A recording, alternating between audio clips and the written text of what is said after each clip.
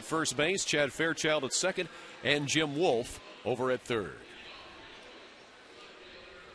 And stepping to the plate for Detroit is Josh Anderson, the left fielder today, one of 5 left-handed bats in the Detroit lineup against Fausto Carmona. And we are just about set for the first pitch here this evening on a cool night at Jacobs Field. Temperature right now at 55 degrees. A left-to-right wind is blowing about 15 to 20 miles per hour.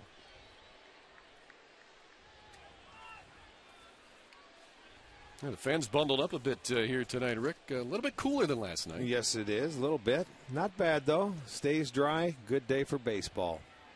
Carmona's first pitch is in there for a strike. Fausto Carmona's last few starts, Rick, has really looked better and looked like that starter from 2007. Well, he has settled in. I mean, one thing, he controlled his walks in his last start. He only walked one. If he can do that and that. Breaks the bat on Josh Anderson, and he's out number 1 as Mark DeRosa makes the play. So 1 away here in the top of the first inning. It almost looked like the barrel of that bat hit the heel of Carmona as he was turned around. I mean, just shatters the bat. That's like throwing the shot put, but it comes back, and Carmona doesn't even see it. Watch, it'll hit him in the back of the spike. Yep. Right there. An easy play for DeRosa to retire Anderson. Out number 1. Good thing he didn't see it coming. So that'll bring Placido Polanco to the plate for Detroit. It's 1 for 4 in last night's game with a double.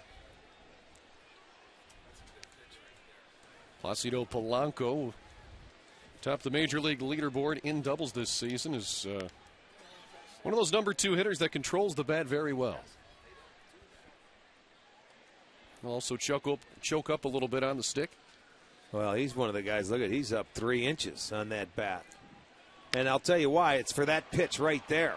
Quick bat gets a base hit into left field in front of Ben Francisco. And Detroit has their first base runner on a single by Placido Polanco. Carmona's ball runs in so much to the right-handed hitters that if you put a big swing on there, it's going to shatter your bat. But watch Polanco pull his hands through, and that ball was in off the plate. That was a very good pitch. But with that short swing to this guy, no siree, you've got to maybe go in a little bit more. That was a strike. So a good job of hitting by Polanco to get the first base hit of the ball game. So Polanco on at first now with 1 away. Clete Thomas is the hitter. The right fielder tonight in Jim Leland's lineup hitting third. Clete Thomas, the only Tiger last night with multiple hits. He was 2 for 4 with an RBI. Well, he's the one that hit that ground ball to Valbuena, shattered his bat, but he got down the line very well and beat it out as the only run of the ball game scored. Thomas off to a good start here since his call-up. Called up from AAA Toledo prior to Tuesday's game against Minnesota. The 0-1 pitch is fouled away. So 0-2 now as Carmona jumps ahead. And, Rick, that's a key for him, isn't it, Fausto, getting ahead of these hitters? Well, it is, because he can expand their strike zone a little bit more. It's so much easier for Fausto to pitch ahead in the count, as it is for most pitchers.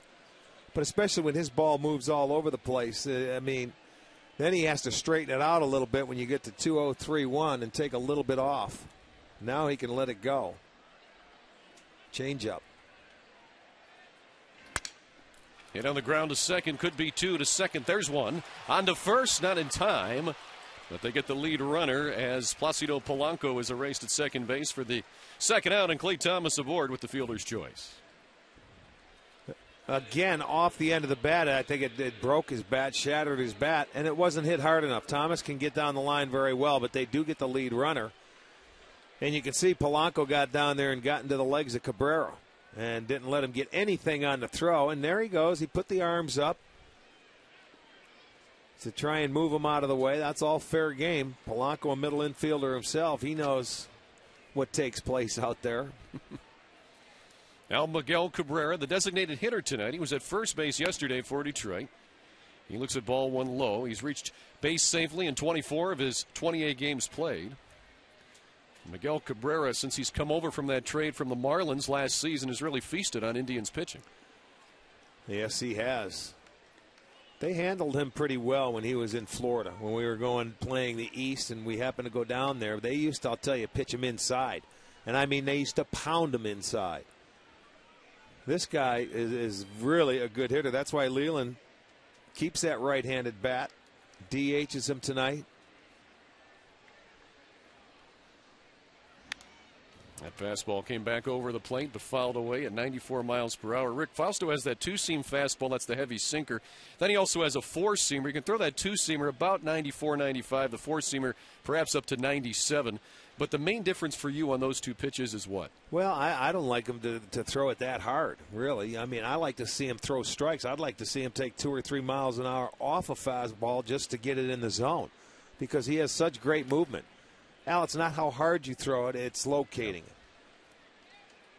I mean, you see guys that throw fastballs 87 that can jam hitters because they just keep them off balance, and that's the key to pitching is keeping a hitter off balance.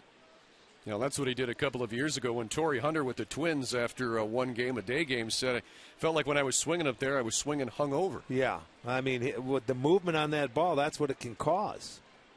But sometimes for Fausto, it's so hard to control because it just runs all over the place. You'll see tonight, and we talk about it during the course of the year, when Victor puts down a fastball, he sits middle of the plate. He doesn't go inside or outside. There's the movement. And, you know, sometimes he's tough to catch. Had good movement on that pitch. It's now 2-2 on Miguel Cabrera. See if they take off here. Lee Thomas over at first.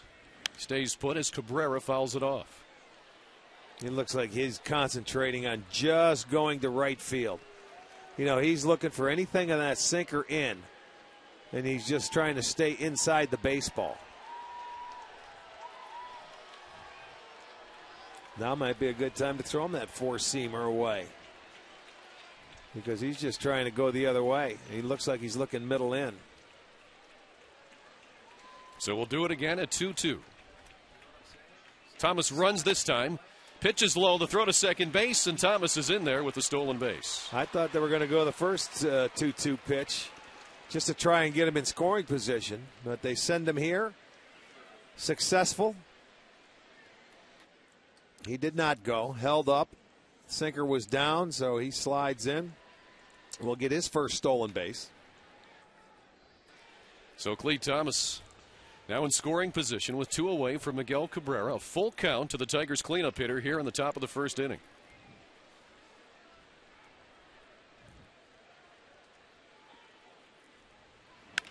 And Cabrera grounds that one in the hole between first and second. Garco gets it, flips to Carmona covering, and the first inning for the Tigers in the books. The Indians coming to bat with one of the hottest hitters in baseball, Victor Martinez, due up third.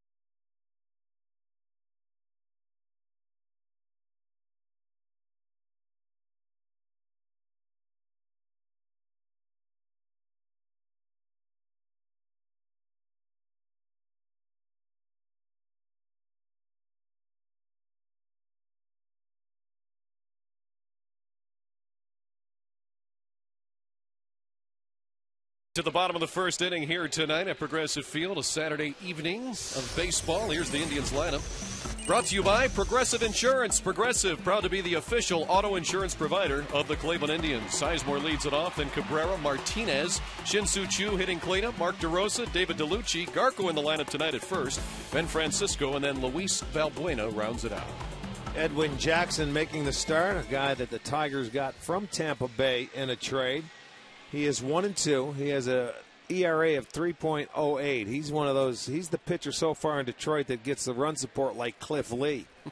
I mean, the average is only 1.89. That's the worst in baseball. As Grady Sizemore hits his first pitch he sees from Jackson. Out of play with the foul ball. So strike one to Grady. And Edward Jackson, a very good arm. We remember when he was down in Tampa, good slider, and everything's pretty much hard. Good fastball, good slider. He does have a changeup. He's awfully tough on right-handed hitters or left-handed hitters. They're hitting under 200, a $195. Righties are hitting 258. Sizemore didn't want to, but fouled it off. Edwin Jackson with the fastball, changeup, slider. And, his fastball, Rick, has been compared a little bit to Doc Gooden's. Can throw it in the 92 to 98 mile per hour range. That one up high. Not too many guys like Doc Gooden. No, that's for sure. Interesting story on Jackson that he was a position player coming out of high school and a designated hitter in the Gulf Coast League. And not one of those guys that said, hey, let's try you on the mound and see what happens. Well, it's paid off. There's a few guys that are good athletes that couldn't hit so much, so they're blessed with a good arm. They put them on the mound and they succeed. He pitched only 26 innings in high school. When he was asked about that, he says, I was just a guy they threw out there when they needed another arm. 1-2 now to Grady Sizemore, the Tribe leadoff hitter tonight. And a swing and a miss. Slider. Good action on that pitch. You betcha. And I mean, if he keeps that ball down in the zone, he's tough. I think that Detroit made a great trade for him. Let's check the defense for the Tigers. Behind Jackson tonight, it's Anderson, Granderson, and Thomas in the outfield. Inges at third, Santiago at short, Polanco at second, Larish at first, and Laird behind the plate. Asdrubal Cabrera, the two-hitter in Eric Wedge's lineup tonight, working on a 10-game hitting streak. And he drives that first pitch to left center, but plenty of room for Curtis Granderson. And there are quickly two away here in the first inning. Time now for today's injury report, brought to you by the law firm of Nuremberg Paris, Ohio's injury lawyer since 1928. Call 1-800-399-2300 as Smith, Hafner, Lewis, and Carroll all on the 15-day DL. Jake Westbrook on the 60-day. Travis Hafner took batting practice yesterday. Carlos Guillen, Marcus Thames, Dontrell Willis, Jeremy Bonderman out for Detroit on the 15-day. Matt Traynor on the 60-day. Now Victor Martinez to the plate.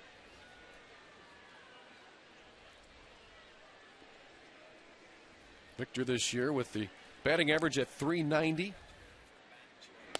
And he looks at the first pitch from Jackson, a little bit low. And Victor has hit in 16 of his last 17 games, batting .415 in that time. Also has a couple of home runs. And he grounds that one to first. Larish to Jackson, and the first inning is in the books here at the ballpark. We'll head to the top of the second inning. After this, no score.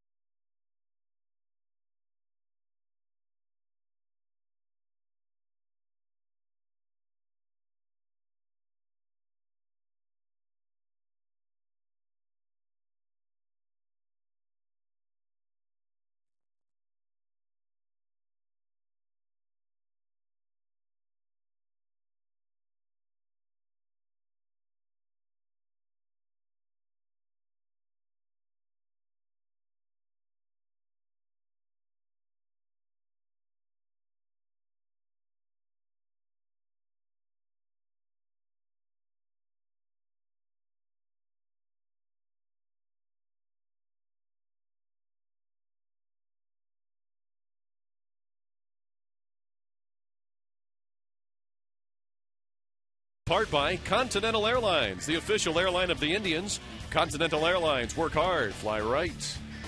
By McCafe Coffees at McDonald's, all made to order with fresh ground espresso beans. And by All Care Dental and Dentures, we make seeing the dentist easy. We head to the second inning here tonight in downtown Cleveland. Fausto Carmona out of the first inning. Faced 4 batters. Curtis Granderson now in the 5-hole. Well, yeah, leading off last night, and Jim Leyland has been doing this, moving him down a little bit into the lineup because Granderson has been driving the ball so well. Well, he's had a lot of success against Fausto. He's hitting .423, 3 doubles, 2 triples, and a home run in his career. Granderson looks at ball 2 a little bit low. Curtis Granderson 0 for 3 last night. Had a walk and a stolen base. Also scored the game's only run. 2-0 is fouled back. And with Granderson, Rick, you really have some versatility there. You can bat him leadoff or 5th. He's batted 7th. He's batted 9th before. Could you ever see Granderson maybe as a 3-hitter or even a 4-hitter? He's leading the Tigers right now with 9 homers. Not a 4-hitter, no. I could see him a number 3-hitter. 4-hitter's your power guy, and you could put Cabrera there, who's going to hit 30-plus home runs every year. This guy, you usually put your best hitter in the number 3 hole. You know, they have Ordonez, you know, and Maglio has got a batting title. This guy means so much to them in the leadoff spot, a lot like what Grady means to the Indians. Because when he gets on, he runs, he makes things happen. All right, so 4 balls to Granderson. He's on at first. Let's take a look at yesterday's great clip of the game, brought to you by Great Clips. What do you think this great clip would be? How about that? Man, what a play it was. It sucked the air out of this crowd, out of everything, because that went from an Indians win right there to an Indians loss.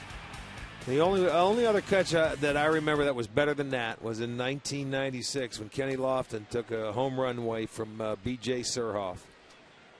And it was spectacular. But in that one, it wasn't with the game on the line. This is Kenny Lofton. Let's go back and take a look at this one. Watch the timing. B.J. Surhoff, August 4th. Go get it, Kenny.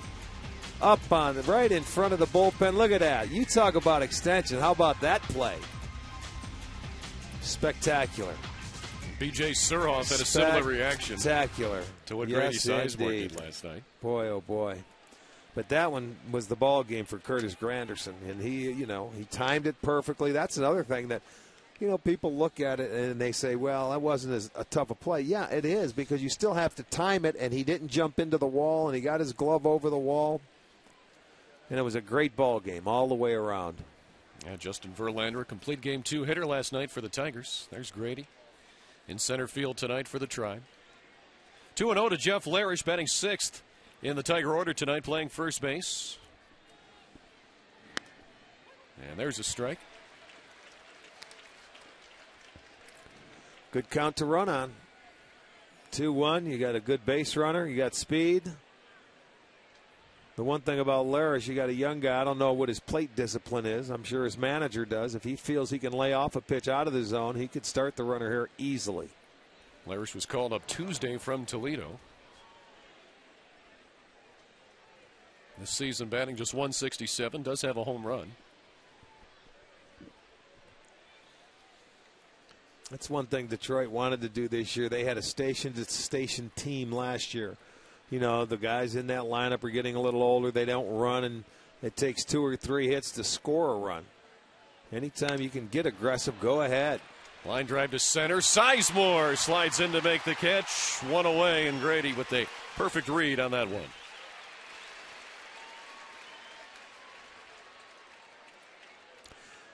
Well, this ball hit right on the nose, and it's a line drive. And I don't know if it can fool you as an outfielder, because sometimes those things will sink and get down. This one stayed up because he hit it so hard. So Grady Sizemore retiring Larish off that line out. 1 away now for Brandon Inge at third tonight for the Tigers. Brandon Inge 1 for 4 last night, struck out twice. So Granderson at first now with 1 away, as Fausto Carmona will keep an eye on him.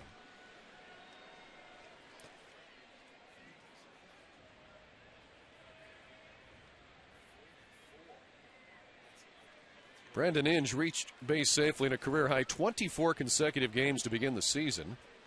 And that was the longest streak by a Tiger since Ron LaFleur did it back in 1976.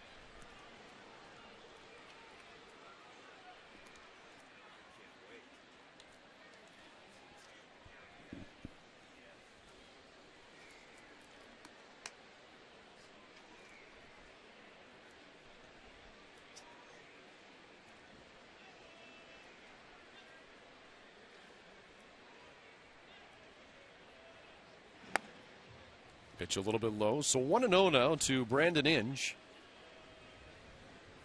Here in the top of the second inning. No score. Tribe and Tigers in game 2 in this weekend series. Tonight, Cliff Lee bobblehead night. Plenty of smiles coming through the turnstiles when they saw that Cliff Lee bobblehead. Concert going on after the ball game, too, out on the plaza. Rick will be in the front row if you're looking for him. Yes, I will. I got to leave a little early because it's a day game tomorrow. True. Yeah, he won't stay for the encore. There's Cliff Lee. Pitched a great ball game last night. 8 innings, 7 hits, and look what he's done the last 4 starts, Rick, but has only gotten 1 run of support. Yeah. I mean, amazing.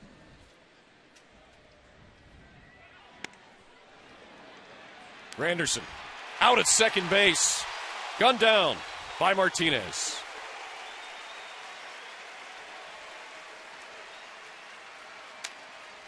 They got a stolen base in the first, but Victor comes back up with a nice throw. Right on the money. You can see Granderson taking off. Pretty good jump. And there's the throw that Valbuena applies the tag, shows it to the umpire. Good throw. That was a close play. Closer than what you think because that arm gets in there, you know, and it's a tough angle. But it's so close. When that ball gets there and it's a good throw like that, normally they're going to call you out.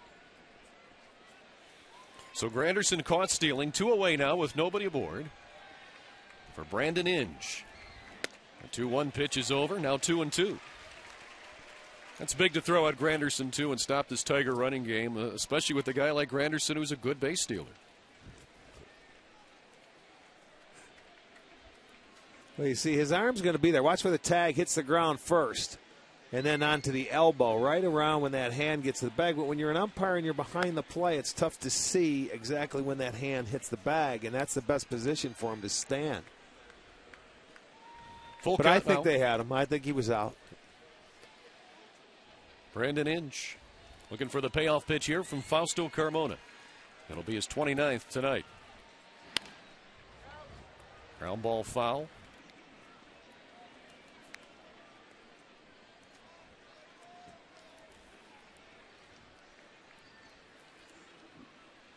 Brandon Inge had a 7-game hitting streak earlier this season. Well, and he had that streak to start the year, reaching base, what was it, 23 consecutive times? 24? And a swing and a miss, and the foul tip held on to by Victor Martinez. A strikeout, the first of the night for Fausto Carmona. And the top of the second inning is over here at Progressive Field. Bottom of the second coming up after this.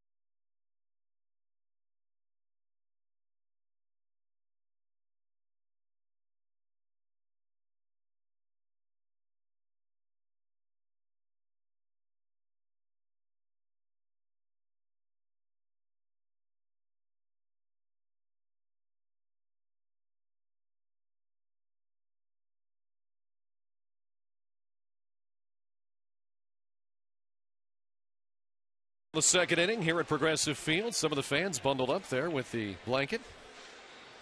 There you go. So you get STO creatively on a sign. We'll do our best to get you on here. Indians with the 4, 5, and 6 hitters that'll come to the plate. Shin-Soo Choo, Mark DeRosa, and David DeLucci. It's the Indians with 6 left-handed bats against Edwin Jackson tonight in the lineup. Shin-Soo Choo to lead it off here in inning number 2. Looks at strike 1.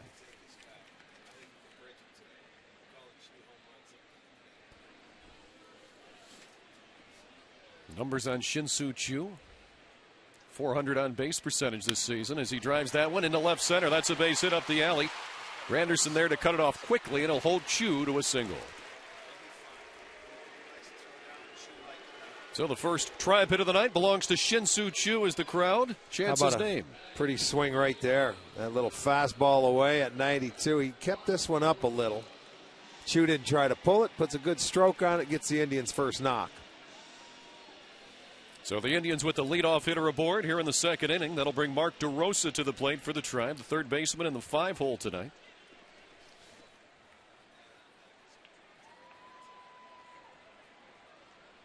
This will be the first time that Mark DeRosa has ever faced Edwin Jackson. Looks at a fastball inside.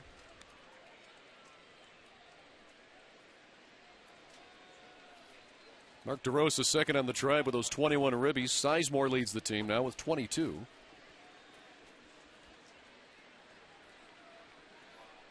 Jackson with a close eye on Choo, who's got a decent lead there at first. Foul tip. 1-1 now to Mark DeRosa. DeRosa started the season in the 2-hole for the Tribe, but since then he's been dropped down. Rick, Mark DeRosa 2-hole versus 5-hole. Well, you know, it wasn't working. Offensively, he got off to a slow start, and he struggled, and I don't know what it was, and Eric probably wanted to take some pressure off him, so he moved from Cabrera, the number 9, to the number 2 hole, and he took off. So he's not going to get that number 2 hole back until he starts swinging the bat. And plus, maybe a better RBI guy, than Cabrera. So you like him in the middle part. He's got some pop. He can take you deep. 6 home runs between him, Grady, Victor. DeRosa now looking at a 1-2 count against Edwin Jackson.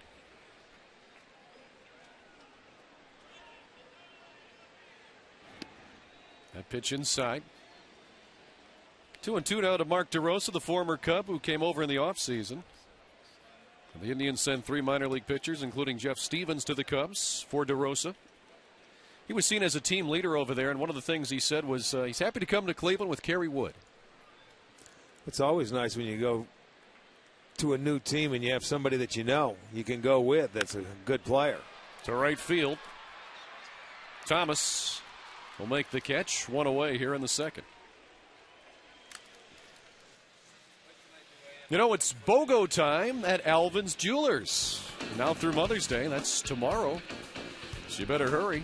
At Alvin's, you buy 1 piece of jewelry, you'll get the second piece free.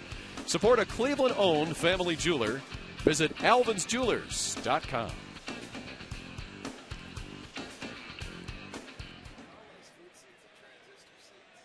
So 1 away for David DeLucci, the Tribe designated hitter tonight, batting in the 6-hole. DeLucci's average now at .304. First pitch is low. Edwin Jackson this year at home, he's made 3 starts. He's 0-1, and he's got a .450 ERA, which is a pretty good park to pitch in. Opponents hitting .239. Away from Comerica, he's 1-1, but a .180 ERA, and opponents hitting just .211. And I think it's easier to pitch in Comerica. That's a good pitcher's park. But his problem, as we mentioned at the start of the game, he does not get any run support. He scored 3 runs in his first start this year and 5 runs in his last 5 starts. Yeah, Edwin Jackson has really had it tough, and that run support at 1.89 per 9 innings is the lowest in the American League. Yes. And as we mentioned, that's Cliff Lee's problem here. You can't go out there and it's when you pitch, not how. Well, David DeLucci is the one tribesman that's had success against Jackson in his career. He's 4 for 6 against him. And he looks at that pitch low. DeLucci with a couple of doubles included. His 2 outs, though, he struck out both times. So when he's made contact and put it in fair territory, he's gotten a hit so far against Jackson. And he's in a 2-1 count here. 1 out with Chu at first. Perhaps some action with Chu? We'll see. I don't think so. Not with this guy. Now 3-1 to DeLucci.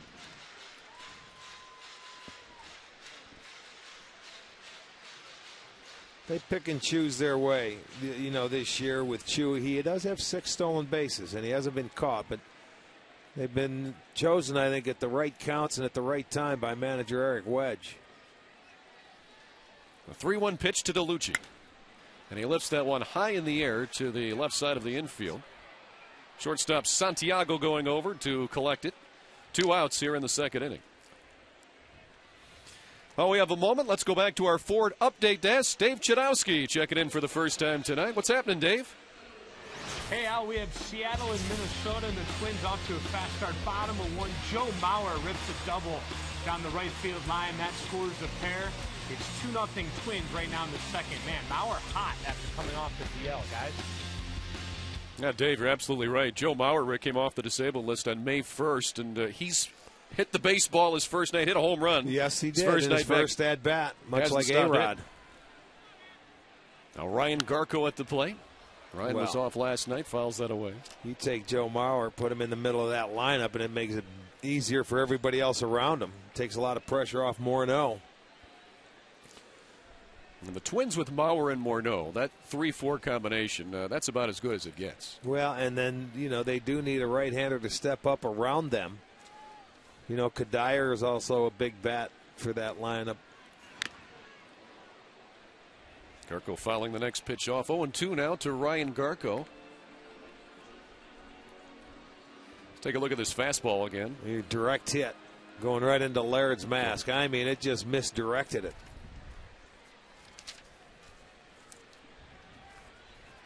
So 0-2 now to Gark. A product of Stanford University.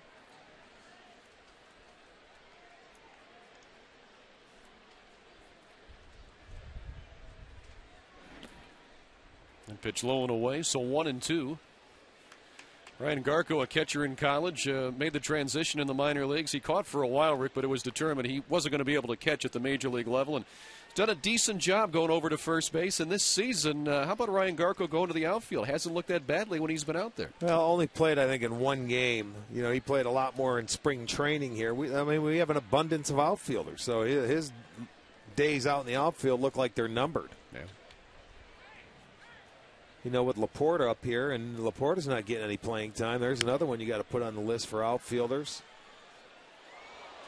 With Grady and Chu and Francisco, Laporta, I mean, you got to pick and choose. And even DeRosa has gone out there and played in the outfield. We have enough outfielders. That's for sure. And some good ones in AAA, too. Trevor Crow back down there, Michael Brantley. Right. One of the more exciting prospects to watch. Again, the 1-2 pitch to Garco is hit high in the air on the infield. Polanco makes the call and the catch. 2 innings in the books here at Progressive Field. Still scoreless.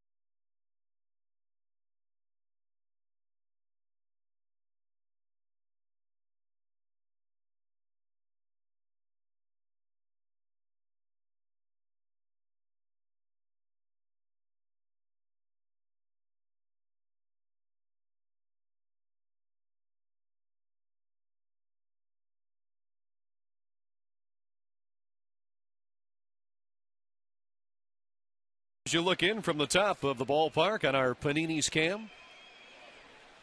And it'll be hitters 8, 9, and 1 for Detroit. Gerald Laird, Ramon Santiago, and Josh Anderson. Both clubs with one hit thus far as you get a look at the fans here tonight. They even brought their blankets to the ball game, huh? With that post-game concert, it can get very cool true. tonight. Not a bad idea. Got to be bundled up. See? You never know down on the lakefront.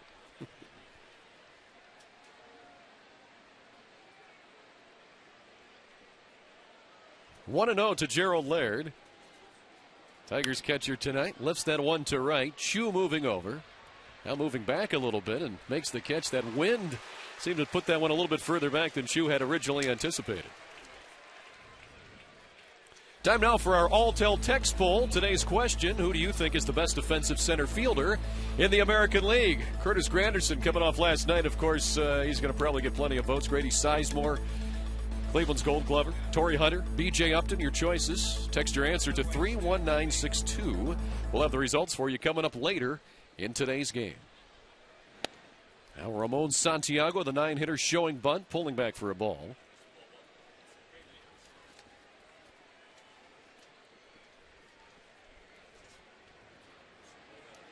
So one out with nobody on for the 9-hitter and Jim Leyland's lineup tonight.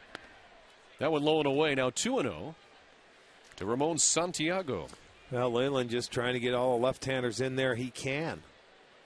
And Santiago is a switch hitter, but he's better from this side of the plate, 276 compared to 200 from the right side. And he's a guy with a short stroke. You know, he's hung around a long time, being a good defensive player and just accepting that role as a utility guy. And now 3-0 to the 9-hitter.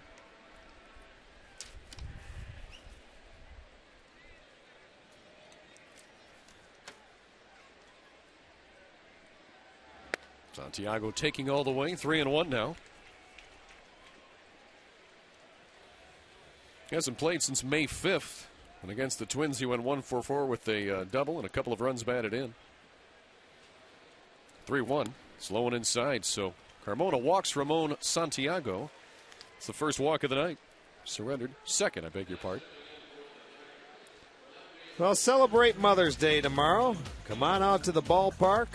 Kids 14 and under and all women are going to receive a pair of slider slippers. There they are, big orange. Yes, they are big and orange. And also, Kids Fun Day. You get to run the bases after the game and out on the plaza, everything prior to the game. Always a lot of fun for the families, and boy, you just see those kids' faces light up when they run around those bases here at the ballpark. I wish something like that was available when I was a kid, but we didn't do anything like that on Sundays at Old Municipal Stadium. It was pretty much show up for the game, and that's all you got. They wouldn't let us on the field at Old Municipal Stadium, let alone kids. Yeah, the kids get to run the bases. So much happening on the plaza area. 0-1 the count to Detroit's leadoff hitter Josh Anderson, who grounded out his first time up. Santiago on first base with one away here in the third inning. Pitch low and away. Well, first time through the lineup for Fausto, they did not swing at one of his first pitches. And he was just 2-9 on first pitch strikes. So now they're going to be patient. They're going to make him get in that zone. You know, it's nice when if Fausto can go out there and have a quick inning. And I mean, the report I think goes around now when first year when Fausto had that great year when he won 19 ball games, a lot of offenses would get after him early in the count because they didn't want to get to that sinker. Now hitters are being a little more patient. They're making him throw a strike. And a lot of times if they don't swing at that first one, it's ball one. You can take a strike and it may be 2 or 3 pitches before he gets in the zone. Fausto Carmona 1-2 here now to Josh Anderson. Tigers left fielder. Just got a piece of that one. That was that good sinker. And how come, Rick, that somebody like a Fausto Carmona can get sink like that on his pitches? There's not a lot of guys that can get the kind of action he does, that downward motion in the strike zone. I don't know. Ask Jake Westbrook why when he throws his ball, it can never go straight. Some people, it's hard to tell. Because if they knew what they were doing or if pitchers knew how to do it, everybody would be doing it when you could make the ball move. I don't know. Maybe it's long fingers or just the way they throw the ball. Swing back to the mound, Carmona. No. It's one at second base, and that'll be all. Well, he did make a good throw. It's a good thing he didn't rush it. So Anderson retired there. We do have his pitch grip, so let's take a look at him, and maybe this. You'll see the four-seamer up top where it's straight down, and the two-seamer he doesn't hold that much differently. He just turns that ball just a hair. That's where you get all the movement. The slider holds it up around the big part of the horseshoe. There's his little sinker with the seams, and then the circle changeup. But you know that two-seam and four-seam look very, very similar.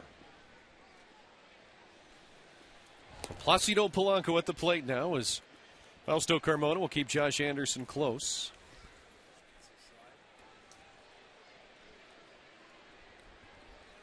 Polanco with the base hit his first time up.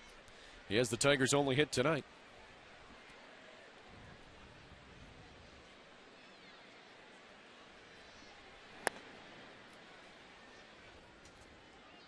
Let's take a look now at our Firestone League leaders up to date now with Placido Polanco falling a couple behind Evan Longoria of Tampa Bay in the doubles category.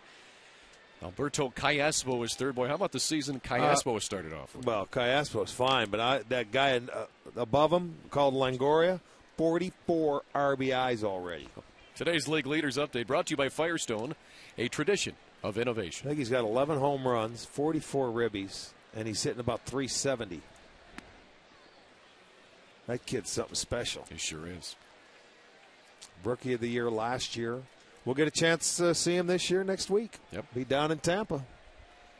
Big reason why the Rays were the surprise team in the American League last year. A lot of good young players down there in Tampa, and Evan Longoria probably the best. Some good pitchers down there as well. 2-0 now, and it's ball three to Polanco. Clee Thomas waiting on deck.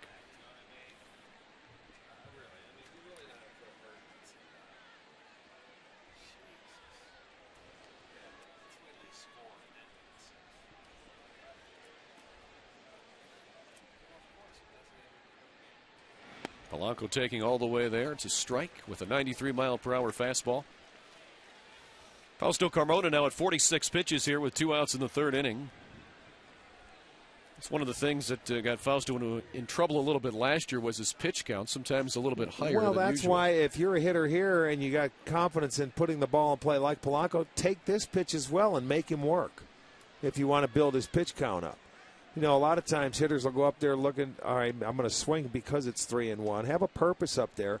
Make him work, and it may seem like one more pitch, but it may be more than that if he walks you or you just keep right on going.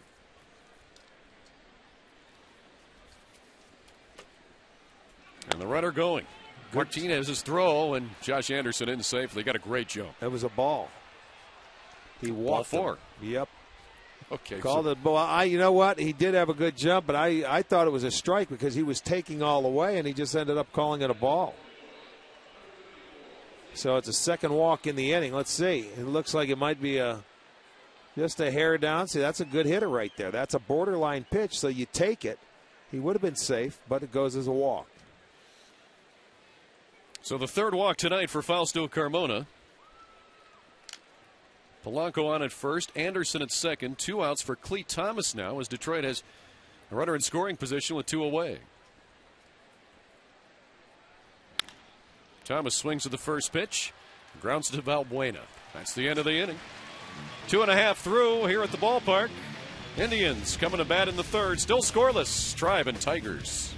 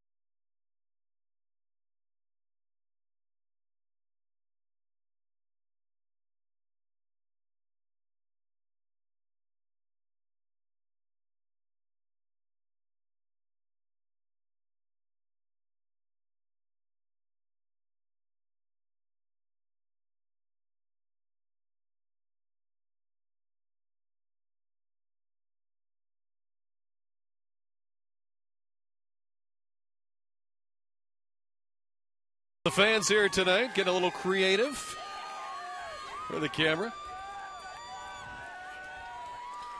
They certainly are not camera shy. No. I heard that was Al's Gals. Oh, really? Well, I got some now, too. Huh? Yes, you do. Finally. Like Grady's Ladies, you got Al's Gals. Sure. Bottom of the third And inning guys. now. There were two guys in there, too. Ben Francisco laces that one to left. He'll take a wide turn at first, but hold on. As Tiger left fielder there, Anderson, got over to get the ball in. So Ben Francisco, the leadoff man aboard here in the third inning, and has the Indians' second hit. Well, Ben Francisco loves a fastball. Edwin Jackson's tried to throw one by him. That's hard to do because I'll tell you, Ben loves it. Gets the second hit. Second straight inning they've had their leadoff man aboard. Now Luis Valbuena, the 9-hitter.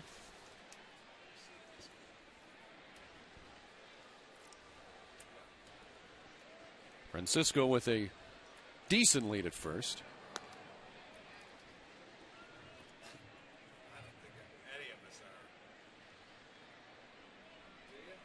Luis Valbuena. It's 1 for 7 in his Indians career thus far, with a double the other night at Fenway Park. He's bunting, or showing bunt, taking a strike though. So strike one to Luis Valbuena, who last year with Seattle played in 18 games and batted .245 with an RBI. This year in Columbus, before his call-up, was hitting .321. Had 4 doubles, couple of triples, 3 home runs, and 13 runs batted in 22 games. Now 0-2 on Luis Valbuena.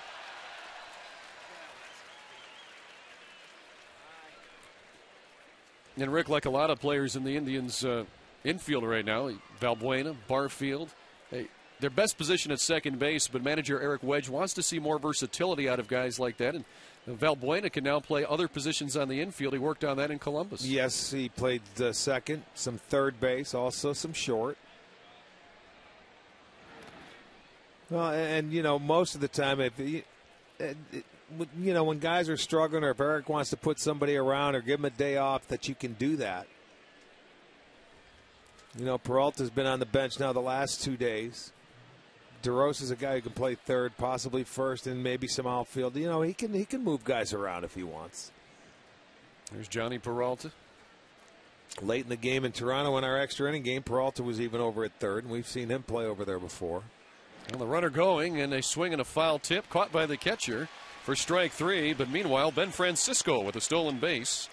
So Valbuena down on strikes, and Ben Francisco in scoring position. Let's take a look at it again here. There's his slider to left-handers. That's his money pitch. But it's a good thing that Laird held on to the ball because he doesn't have a throw. And Francisco with his 5th stolen base this year. So Ben Francisco in scoring position for Grady Sizemore. 2 strikeouts now for Edwin Jackson. Sizemore, one of those victims the first time around.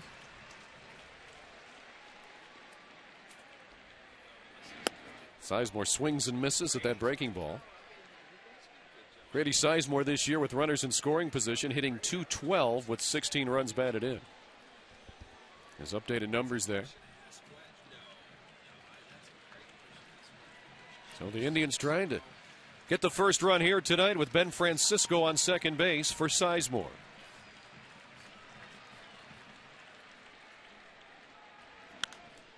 That one lifted foul out of play behind us. Now 0-2 to Grady Sizemore.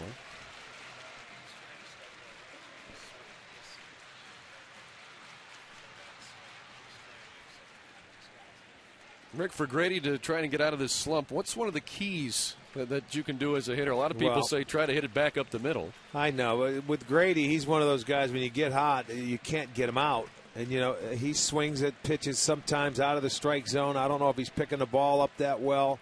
He'll swing at some high fastballs, and he's a good low ball hitter like that. You know, and that's the pitch right there. That's a ball if he takes.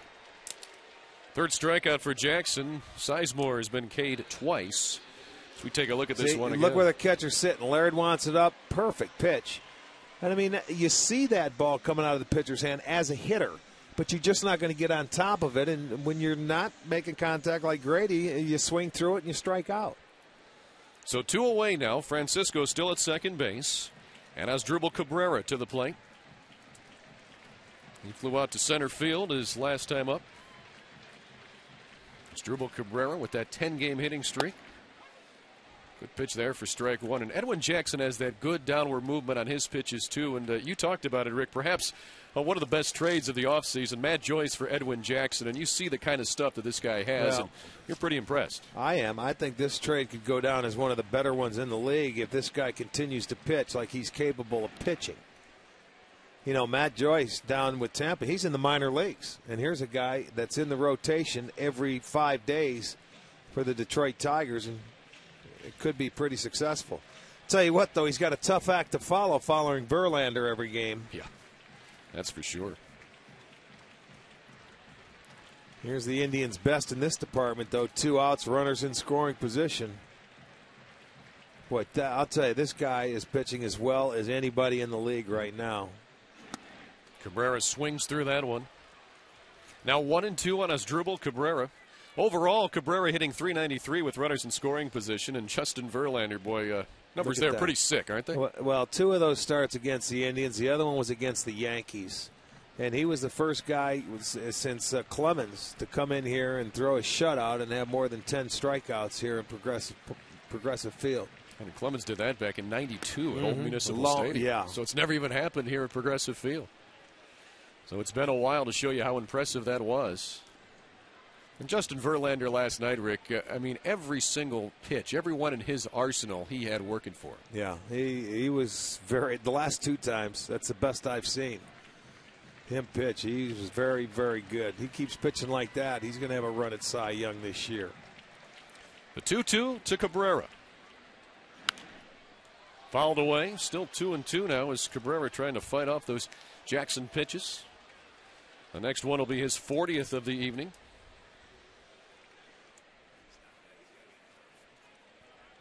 Asdrubal Cabrera coming over in 2006 in a trade with the Seattle Mariners for Eduardo Perez.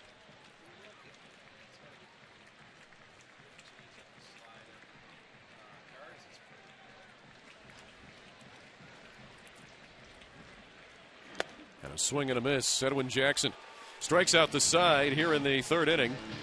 And we'll head to the 4th. Still scoreless at the ballpark.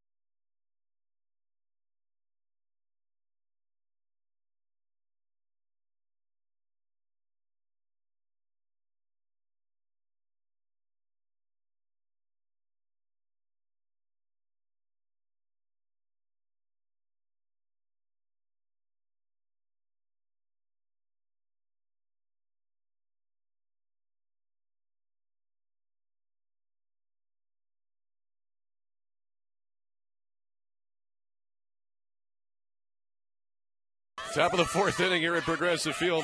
There's some more fans, Rick. There's Al's gals right there. Not camera shy at all, as you said. And they are everywhere. See, they just love you. Yeah, I'm sure that's it. Miguel Cabrera to lead it off here for the Detroit Tigers in the top of the 4th inning.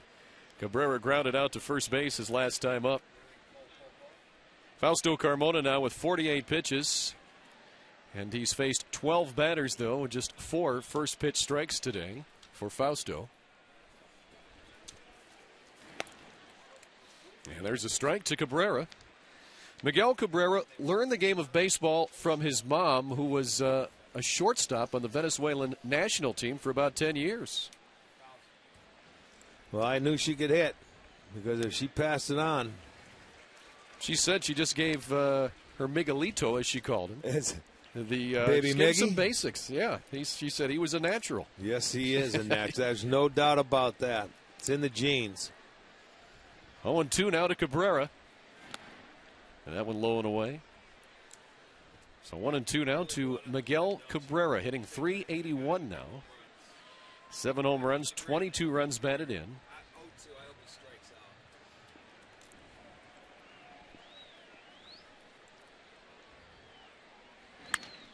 That one hit hard but foul outside the line of third. So the count remains 1-2 to Miguel Cabrera.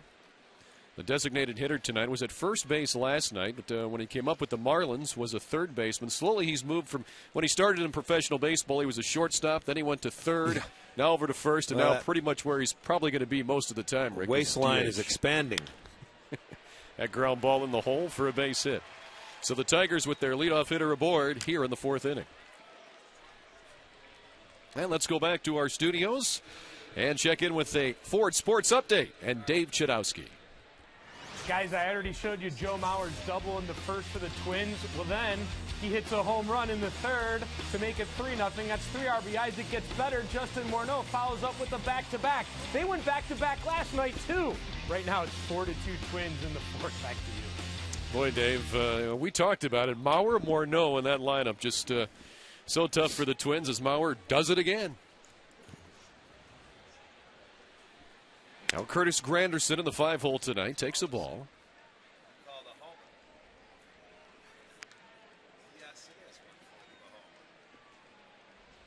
Curtis Granderson walked his first time up. Thrown out trying to steal second base.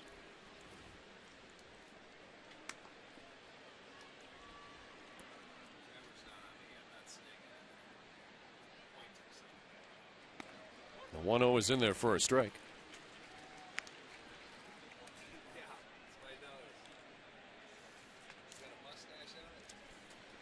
Curtis Granderson, a career .423 hitter against Fausto Carmona.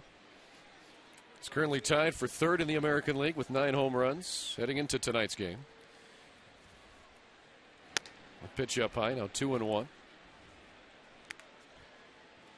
Since the 2006 season, Curtis Granderson tops in the AL with 45 triples.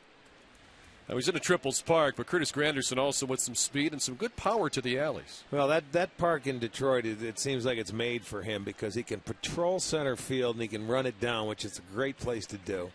And when you hit a gap, you can keep running, which he can do. It's a short porch in right field for left-handers. That's what gives him a little more power. So it's really a good ballpark for him to play in. Pitch there by Carmona. And you get your singles because outfielders on the opposing club seem to play a little bit deeper, and you get a lot of balls that fall in for base hits as well. So 2-2 now to Curtis Granderson with Miguel Cabrera at first base. Still nobody out here. Top of the 4th inning. Scoreless. That one low, so now a full count to Curtis Granderson.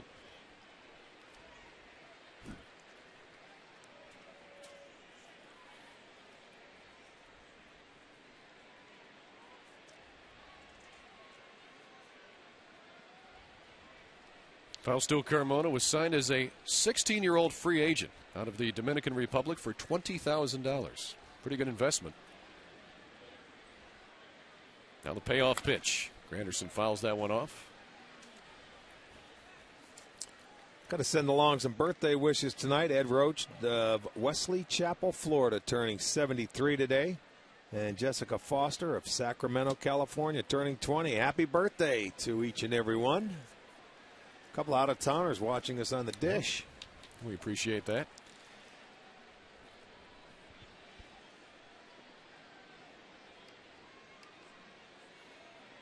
So again, the payoff pitch coming up here to Curtis Granderson. And he hits that one right back at Fausto. Knocked it down, finds it, but not in time to get anybody. And Fausto seemed a little bit upset with himself for not holding on. But, Rick, that was a bullet back to the mound. Well, they got to come out and see if, I don't know if it got him in the leg. He couldn't find it. He knew he hit it somewhere.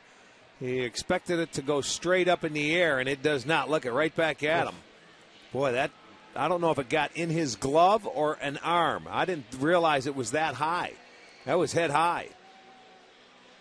Oh, his glove knocked it straight down. So that was just a scare more than anything, I think. Boy, that's coming at you. You don't know how fast, and that had some heat to it. He knocks it down by the time he wisely holds on. He's upset he didn't get anybody out. Yeah. It was just good to knock the ball down and stay healthy at the same time. That's exactly right. Knock it down and stay healthy. That's first and second now, back-to-back singles. So the Tigers with something going here in the top of the fourth inning. Couple aboard, nobody out. And now Jeff Larish, the batter, who lined out to Sizemore his first time up back in the second inning.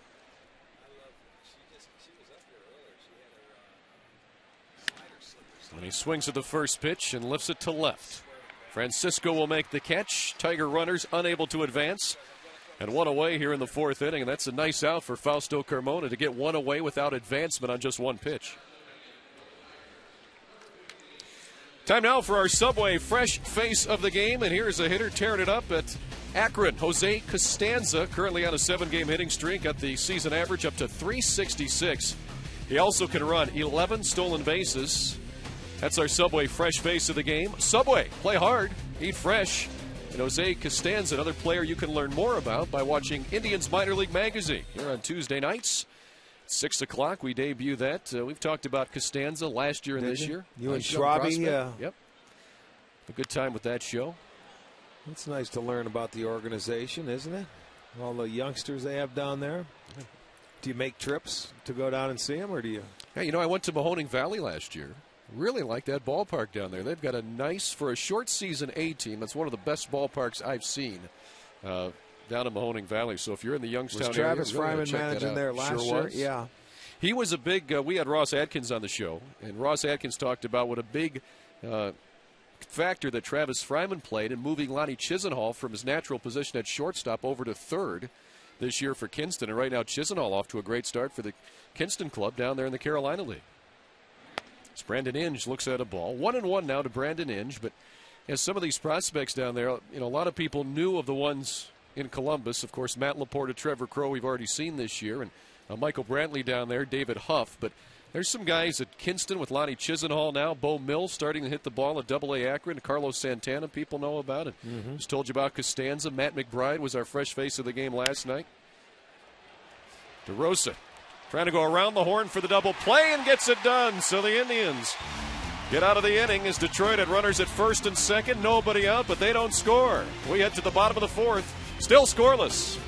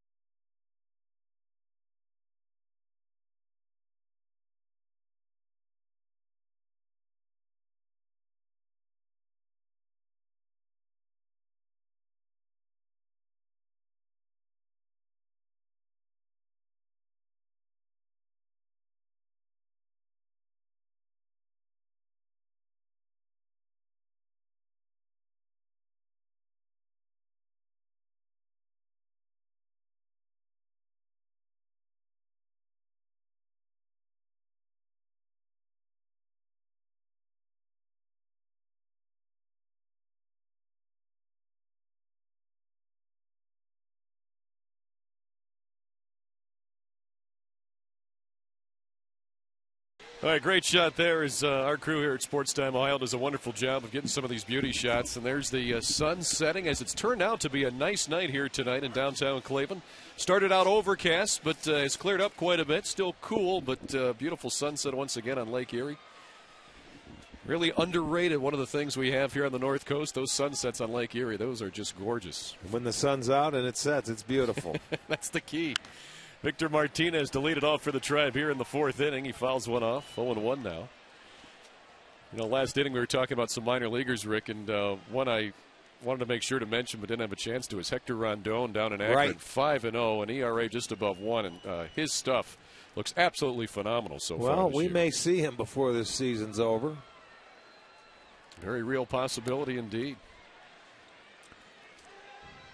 And tonight's scoreboard update is brought to you by Wendy's. It's way better than fast food. It's Wendy's. Edwin Jackson now with 42 pitches. This is the 12th batter he's faced. And he's thrown 8 first pitch strikes tonight. 1-1 to Victor. That ball inside now, 2-1. Victor Martinez had a 15-game hitting streak snapped on Thursday night in Boston. He's had a hit in 16 of his last 17. His first time up tonight, grounded out to the first baseman. Good pitch there by Jackson. Something off speed with a little of downward action. You know, he's got a circle change that's got a little fade and sink to it, and also that slider, which has some late action as well. He's primarily a power pitcher. He stays with that hard fastball, hard slider a lot. You may see an occasional curve and occasional change. There's that good slider, 87 miles per hour. That's why he's tough against left-handers. And Polanco made it interesting, but still able to get Victor Martinez at first base off the check swing. So one away here in the fourth inning for the Tribe, and Shin-Soo Choo will be the next batter to the plate. Look at this pitch. Well, we're talking about late break. You talk about movement. That's a late breaking slider. You can see it and you think you might be able to get to it. You realize it might be a ball and you can't check your swing. Polanco bobbled it, but still enough time to get Victor. So one away here in the fourth inning. Victor Martinez now 0 for 2 with a couple of groundouts. And Shin-Soo Choo, who has one of the Indians' 2 hits tonight, standing in.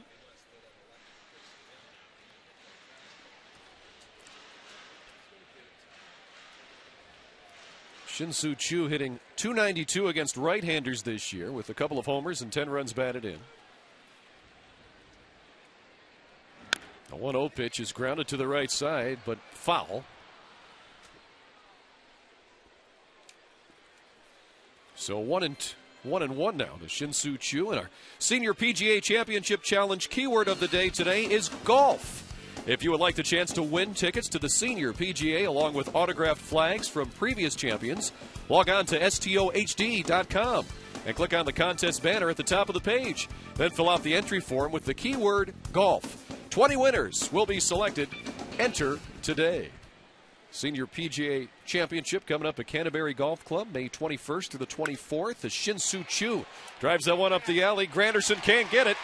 It'll go to the wall. Choo on his way to second base, and he's in there with a stand-up double.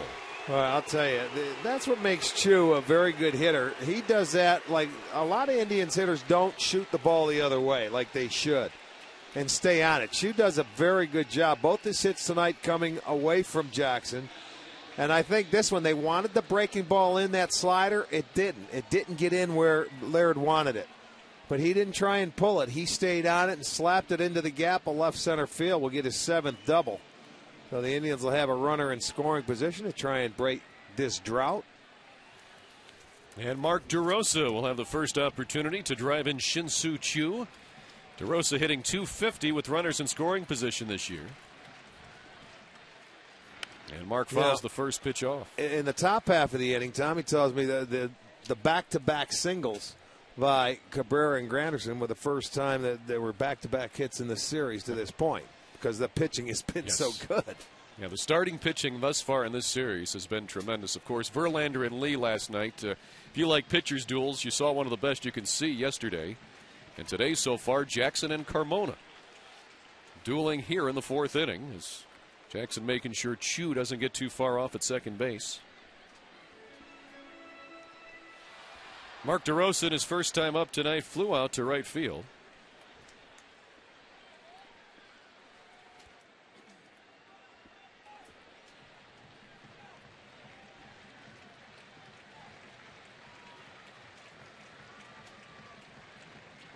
The 0-1 pitch to Mark DeRosa.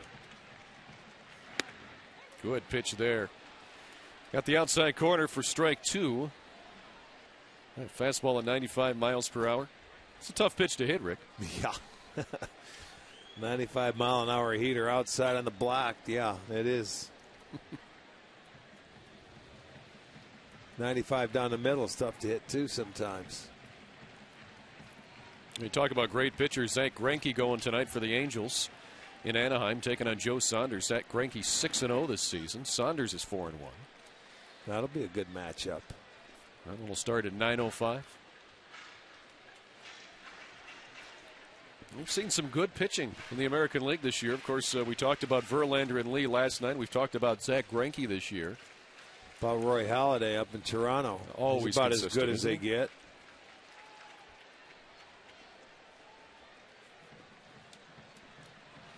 The count 1-2 now on Mark DeRosa with one away and Shin-Soo Choo at second base.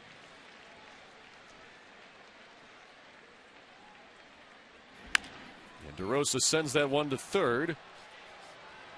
And he's out, and Choo unable to advance on the play made by Brandon Inge. So 2 away here.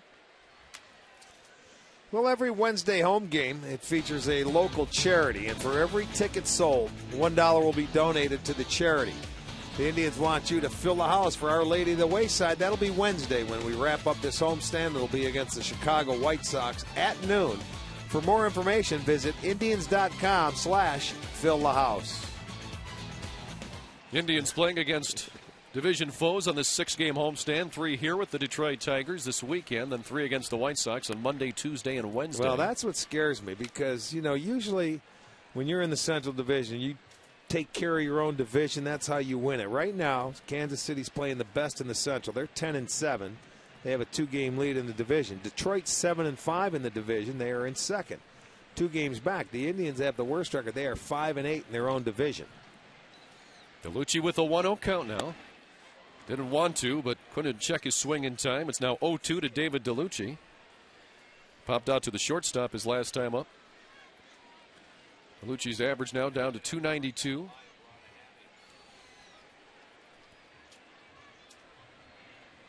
David DeLucci this season in limited action with runners in scoring position is 0 for 2. That pitch just missed.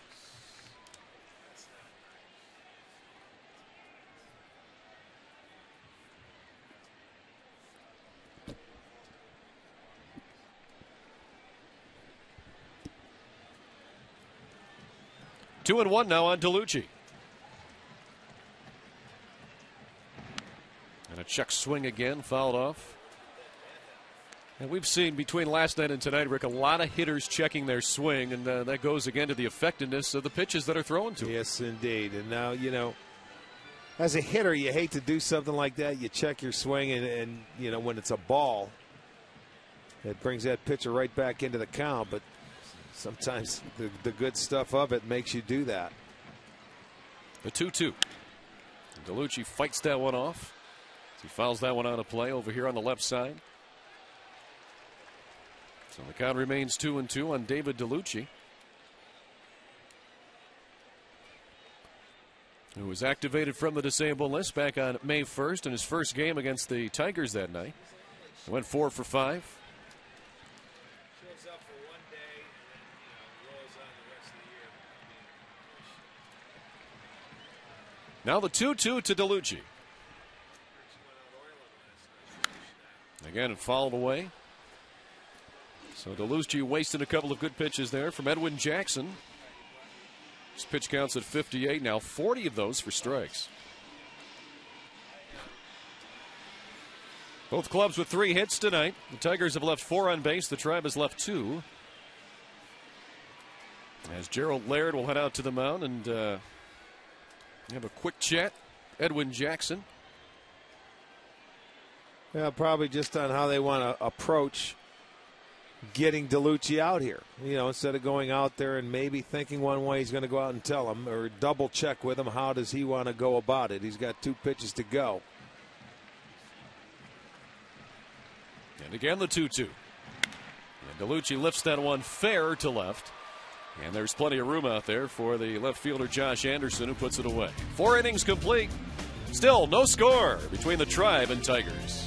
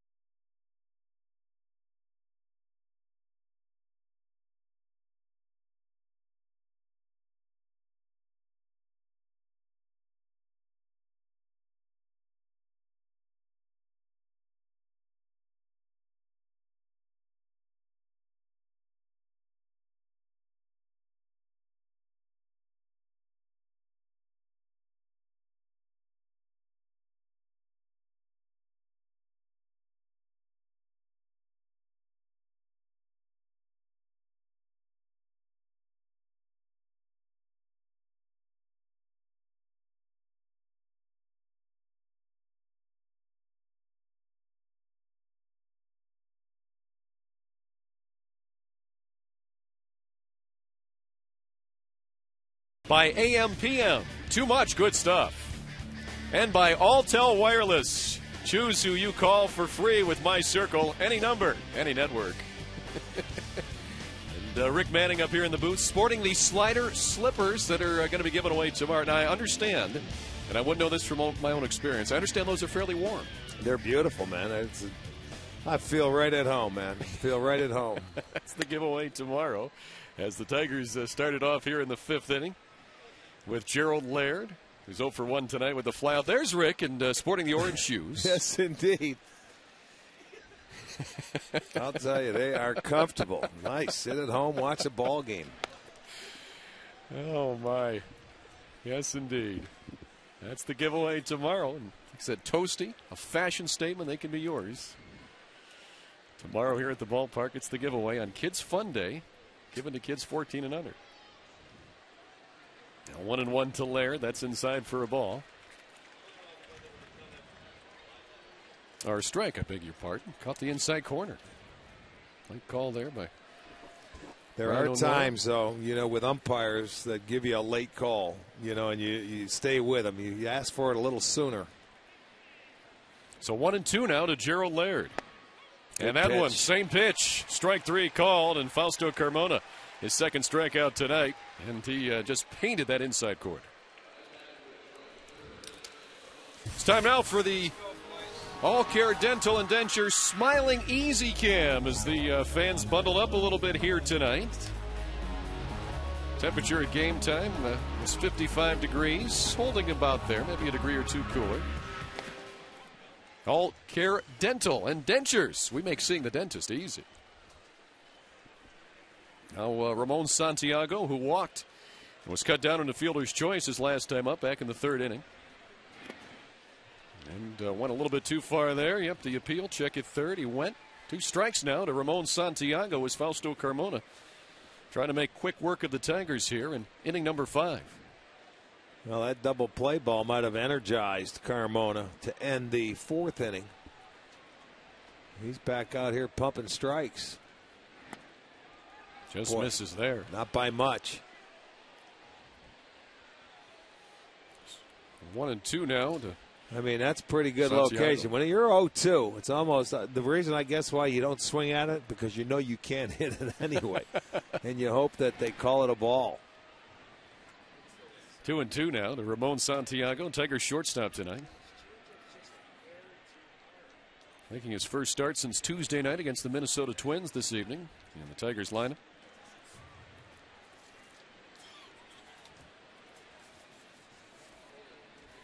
Santiago, the switch hitter.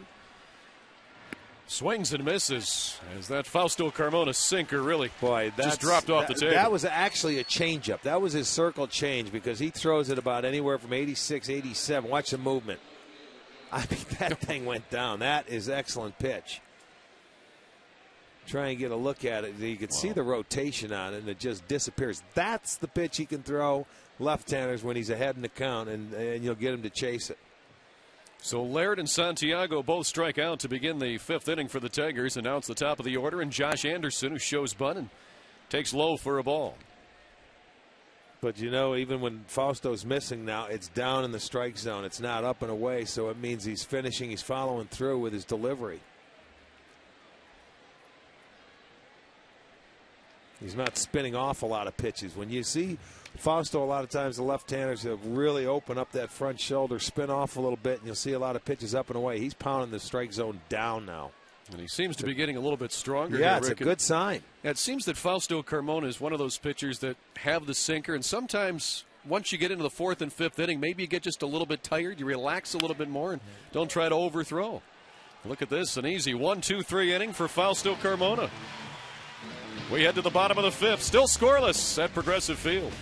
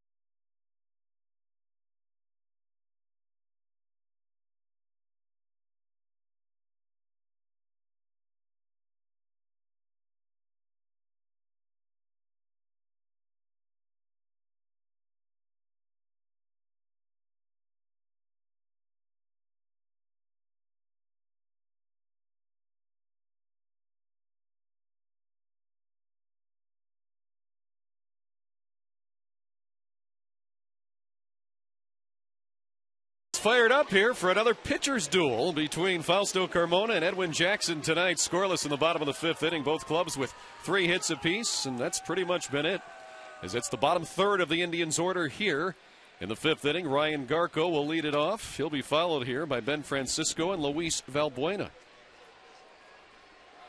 Garco popped out to the second baseman his first time up. 0-1 here on the Indians' first baseman tonight.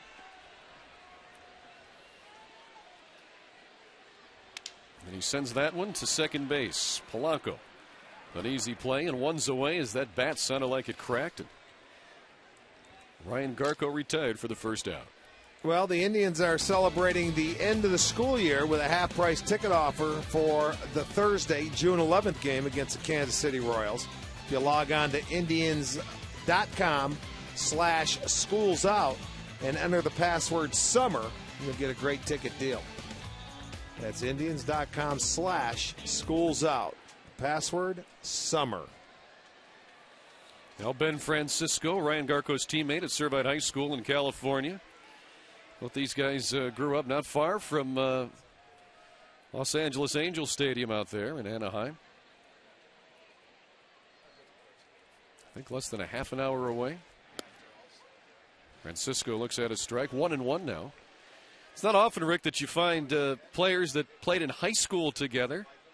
They get a chance to then play together in the major leagues like Francisco and Garco. It's a rarity. I mean, to play maybe with somebody in the same league, you know, that's from your town is one thing, let alone the same team. Here's Gark. Looking on at Ben Francisco, who tries to get something going here for the Indians in the fifth with one away and nobody on. And a good breaking ball there by Edwin Jackson. Well, he can probably expect to see a couple more of those breaking balls after hitting that first fastball he did in his first at bat.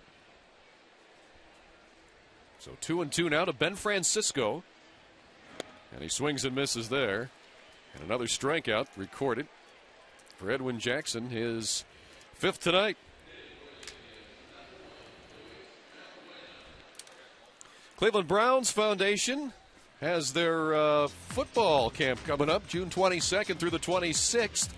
You can visit clevelandbrowns.com to find out more information on the Browns football camp. A great way to learn about some football playing skills. Find out from the pros with the Cleveland Browns football camp.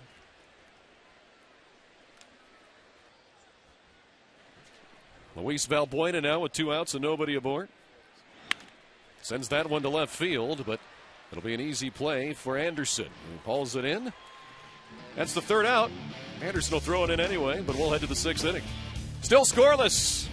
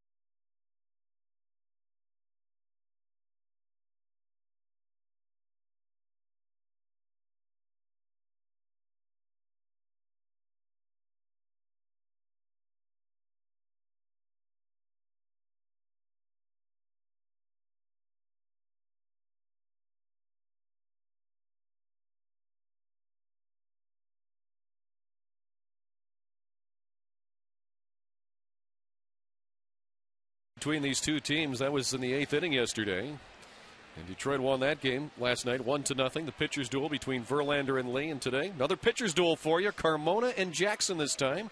So we head to the top of the 6th inning. Fausto Carmona with 76 pitches, 8 ground ball outs. He needed just 12 pitches to get through the 5th inning. And Placido Polanco will lead it off for Detroit as he looks at a ball inside. Polanco 1 for 1 tonight with the walk. He'll be followed by Clete Thomas and Miguel Cabrera. Hitters 2, 3, and 4 here in the 6th inning for Detroit.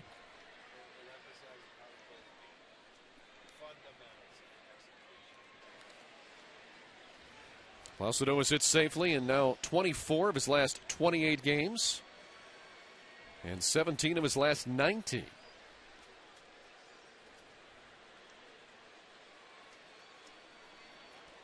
The 1-0 pitch. Fouled away. Fausto Carmona has had success against Detroit in his career last season against Detroit. He pitched well in 3 outings. Overall, 6-2 with a 3.57 ERA in 12 games, 9 of them starts. And pitching again very well here tonight. Count now 2-1 on Placido Polanco, the Tigers' second baseman. Well, Fausto was 3-0 against the Tigers last year. Cliff Lee was 2-0, so there's 5-0, and already they've beaten Cliff twice this year early. And it's the first time that Fausto's pitched against him. Fly ball to right center. Chu and Sizemore cruising over. It'll be the center fielder, and one away here in the 6th inning for Detroit. Good time for our poll question. There's still time to vote in today's Alltel text poll. Who do you think is the best defensive center fielder in the American League? Is it Grady for the Tribe? How about Curtis Granderson for Detroit? Torrey Hunter or B.J. Upton? Text your answer to 31962. Results coming up for you later here in tonight's game. Cleet Thomas now the hitter as he'll foul that one off. Cleet Thomas 0 for 2 today, and more and more now, especially these last couple of innings, Rick, we've seen the Detroit hitters swinging at those pitches that are dipping and really not getting good contact. Well, that's good. He is missing down in the zone. He's down, down, down with everything. He's really, that's one of the few pitches you'll see above the belt tonight from Carmona. Boy, when he is down in the zone and those hitters are looking, you chase a pitch because it moves late. As a hitter, Rick, when you're used to those downward pitches, and then you see one that's up high, it looks like it's belt about level. It looks like it's about 100 miles an hour. Now 1-2 on Cleet Thomas as Fausto Carmona working ahead of Tiger hitters here.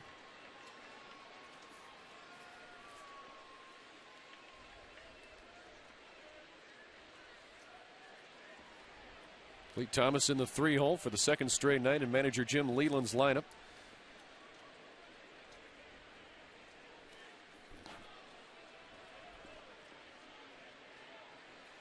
Now the 1-2 from Fausto Carmona outside to even the count up at 2.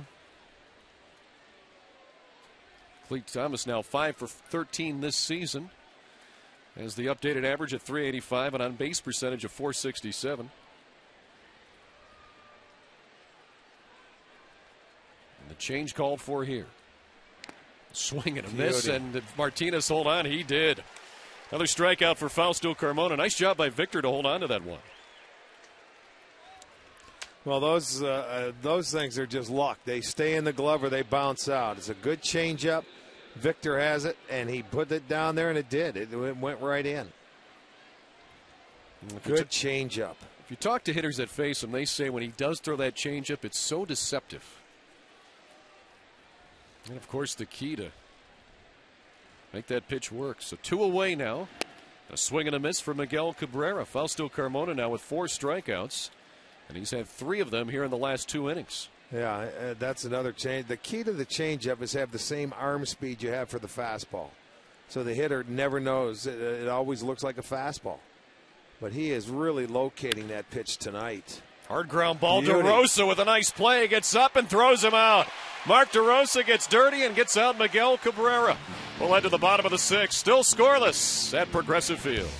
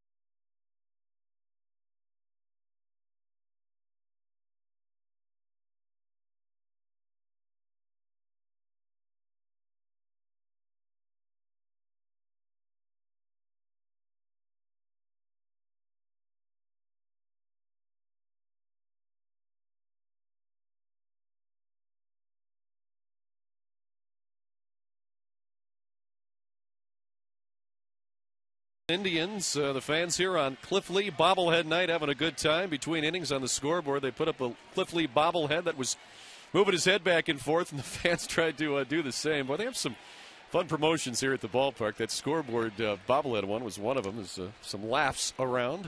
Grady Sizemore to lead it off here in the bottom of the 6th inning. Grady takes ball 1. He's 0 for 2 with a couple of strikeouts. And Grady Sizemore, though, he's so dangerous. He can break out of that slump at any time. And last night, boy, he just absolutely robbed in the 9th inning on what would have been a game-winning walk-off 2-run homer by Curtis Granderson. Well, you can tell Grady, look at this, 20 to right. That tells me he's trying to pull everything. And that, when you pull everything, you swing and miss a lot, and that's why he's been striking out a lot. He's got to use the other field. His last hit to left field was April 15th back in Kansas City. So, I mean, he's not using the center of the field, and pitchers are staying away. In this series so far, he's 0 for 6 with 3 strikeouts. He has, coming in before this at-bat, had 26 pitches, 21 for strikes, 6 swings and misses. 2-1 now on Sizemore. Swings and lines that one to right. Off the glove of Polanco into right field. It's a base hit. Sizemore will take a look. But the right fielder, Clee Thomas, gets there in time to hold Sizemore to a single. But there was a good line drive, but again, to right field. Well, anytime you get Grady on base, you don't care. But that pitch is inside, so you're going to turn on it. I mean, you want him to turn on that ball. That pitch is inside, and he hits it hard enough to get it under the glove or off the glove of Polanco. So just the 4th hit now for the Indians. But it's a leadoff single, so this, we'll see, make something happen. Top of the lineup, late in the ball, or middle part of the ball game. And base hit by Sizemore snaps an 0 for 11 skid as Cabrera puts the bunt down, but foul along the third baseline. Grady Sizemore now, even with that average, which is going to go up to 228 after that base hit, is reached safely in 26 of 30 ball games this year, so he's still getting on base, and he's hit safely in 20 out of 30. And he's on now with nobody out here in the 6th inning. And 1 strike to Asdrubal Cabrera, who's 0 for 2 tonight with a fly out to center and a strikeout. Cabrera would like to get Sizemore to second base. Brandon Inge playing in at third.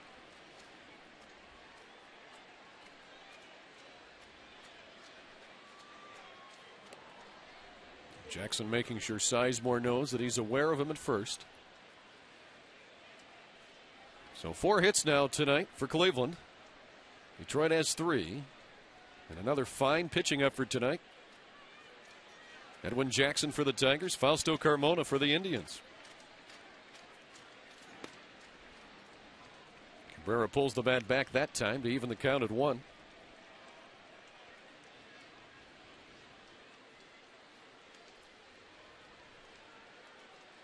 Now, in this situation, Rick, is Asdrubal Cabrera bunting on his own? Late in the ball game, Eric Wedge may have it on because Cabrera could bunt to try to get the leader. You got Victor on deck. What it may do, it take the bat out of Victor's hand, but you don't care because Chu's on deck, who's 2 for 2, following Victor. So get him over. I would say Eric's making the call here. You get to a 2-1, you try and bunt it. If he throws another ball, then you may want to change your mind and get something going. But you've got a combination up here where a guy can swing the bat and a guy can also steal a base.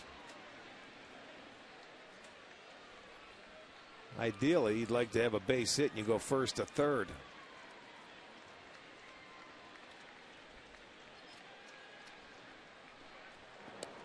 Jackson keeping Sizemore close. But when you get into games like we had last night and tonight, 1 run, could do it, at least to this point in the game. Absolutely. So you may want to go just bunt them over and hope you got 2 chances to get them in. Well, yeah, the way these guys are pitching tonight, every run is precious. Indians still looking for their first run here on the homestand. Cabrera swinging away, Sizemore running, and the throw will get him at second base. He switched it up on the 1-1 pitch and went hit and run. And Grady's thrown out. Grady's thrown out for the 5th time already this year. He's stolen 5 and now has been thrown out 5 times. A good fastball. Tied up, and it's a hit and run more than it is a straight steal. So as a hitter, you got to try and find a way to put that ball on the ground. That's your job, not to swing through it. See, that's why it's tough for Eric to hit and run sometimes with these hitters, because they swing and miss too many times. You've got to, when the hit and run's on, you shorten your swing, you put the ball in play on the ground. That's what it's all about. You're giving yourself up. You know, as a base runner, you're not going to get picked off. You're not trying to steal a base. You just get a jump to hopefully create a hole. So one away now with nobody on board. And the 1-2 pitch to Asdrubal Cabrera. And he swings and misses, and the foul tip held on, or actually they wasn't a foul tip, but the ball in the dirt. Cabrera tagged. Another strikeout for Edwin Jackson. 6 strikeouts now for Jackson tonight. Well, if you're traveling, you can always catch the Tribe games on your computer with MLB.tv. It's the ultimate baseball experience, featuring 100 live out-of-market games per week, plus on-demand games. For full details, visit Indians.com, where baseball is always on. So Victor Martinez will bat with nobody on and 2 down. He grounded out to first his first time up, grounded out to second back in the 4th inning. So Victor 0 for 2 tonight. And he looks at strike 1. Another good breaking pitch there by Edwin Jackson, who is throwing 78 pitches and 55 of them for strikes.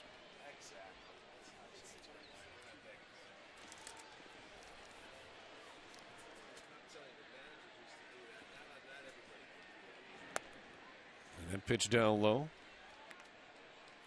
Victor Martinez this year, how good has he been? He has a hit in 27 of 30 games and has reached safely in 29 of 30. And he's one of those switch hitters that can do it for average, can do it for power. And can do it from both sides of the plate. Fouls that one away. I was talking with Carl Pavano the other day, and that's what he said, which is so impressive about both Martinez and Cabrera. They both can hit from both sides, and Martinez provides that power element. But oftentimes a switch hitter is better from one side or the other. Yeah, that's true, because it's hard to maintain both sides of the plate. Usually they're better left-handed hitters because they face, right-handers more. They're hitting left-handed more often. But I think Cabrera's learned a lot from Victor just from watching him and talking to him. So he's probably his best hitting coach. And strike 3 is Edwin Jackson. Dealing here in the 6th inning. Still scoreless. We'll head to the 7th.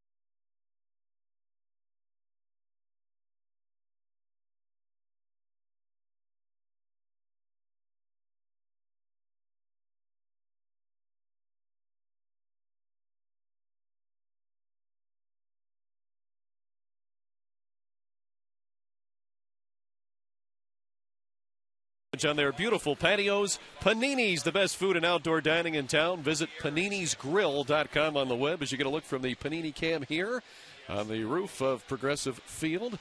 So we head to the 7th inning. Still scoreless. What a pitcher's duel again tonight between Fausto Carmona and Edwin Jackson. We saw a beauty last night, Justin Verlander and Cliff Lee, as Verlander got the best of him 1-0. And Fausto Carmona, once again, starting to look like that pitcher of 2007. Tonight is his 5th straight start of at least 6 innings pitched. Gotta love that. You got to. You know what I love about him tonight? Everything is down in the strike zone. He's been very efficient. 87. That was pitch number 88, and he has 51 strikes.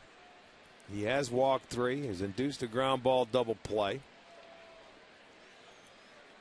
And Curtis Granderson leading it off here in the 7th inning for Detroit. Looks at a strike. Now 1-1 to Curtis Granderson, who has walked and singled. So he's been on base twice here for Detroit.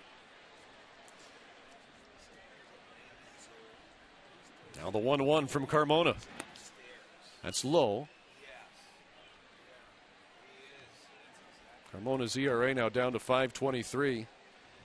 You don't worry about ERAs. You worry about W's in your next to your name. Yeah, you're right.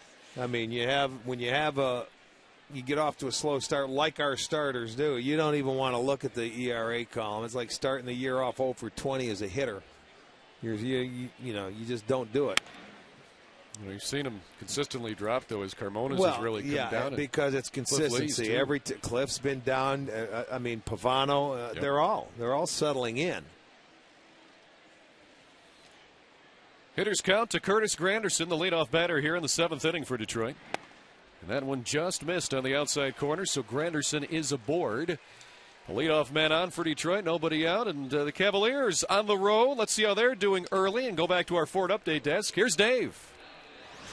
All right, Al, the Cavaliers were leading 22-18 after one quarter. Right now it's the Hawks 25-24 early in the second. LeBron James with 11 points. Horford, Johnson, Williams all playing for the Hawks. Cavs up 2-0 in the series. Back to you. All right, Dave. So LBJ with 11 points already out of the Cavaliers 24. Cleveland trying to go up 3-0 in that best-of-7 second-round series against the Hawks. Here's Jeff Larish, first baseman tonight for Detroit. Looks at a ball.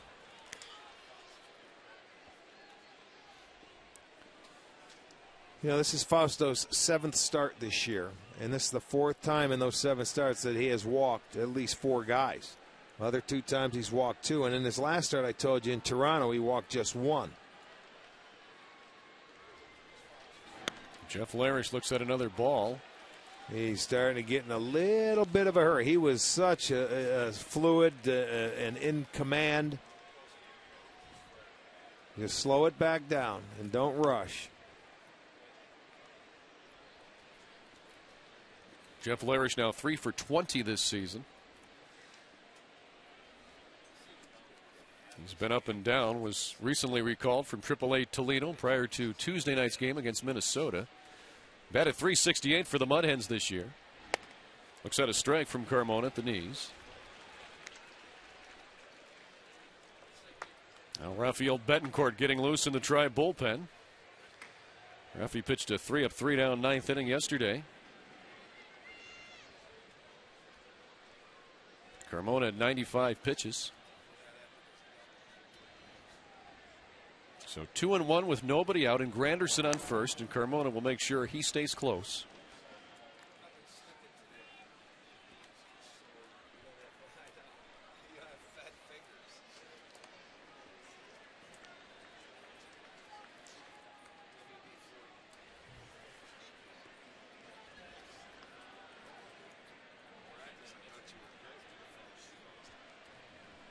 And the 2-1. Now 3-1 to Jeff Larish. In a good position here for the Tigers' number 6 hitter. Brandon Inge will follow on deck.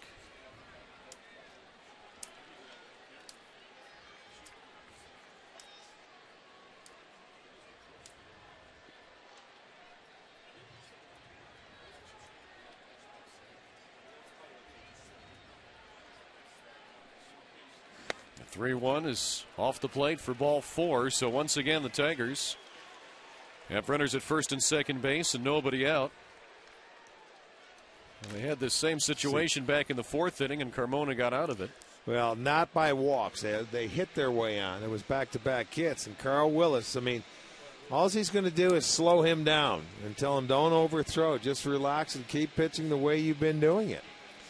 Pitching coach Carl Willis with a visit to the mound, so that'll give us time to give you a recap of today's game, brought to you by the Northern Ohio Toyota dealers. For a dealer near you, visit buyatoyota.com. Once again, no runs in the early going tonight for either side, both pitchers dealing.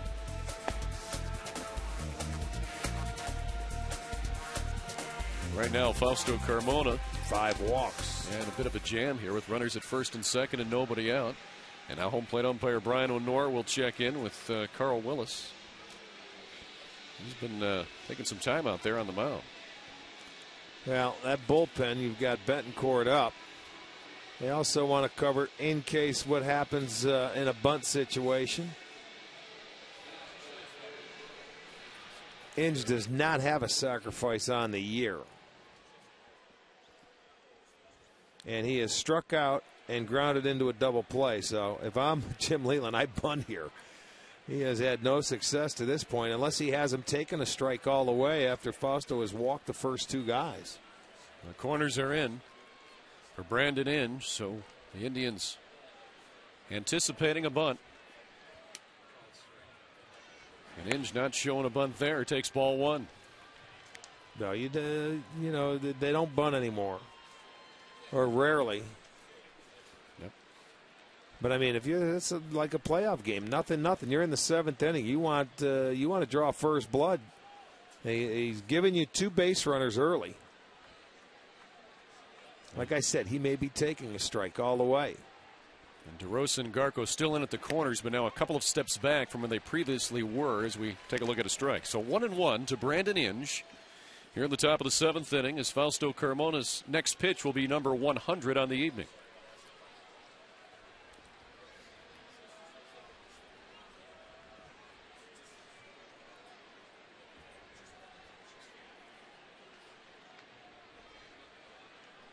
Now he shows bunt, lays one down.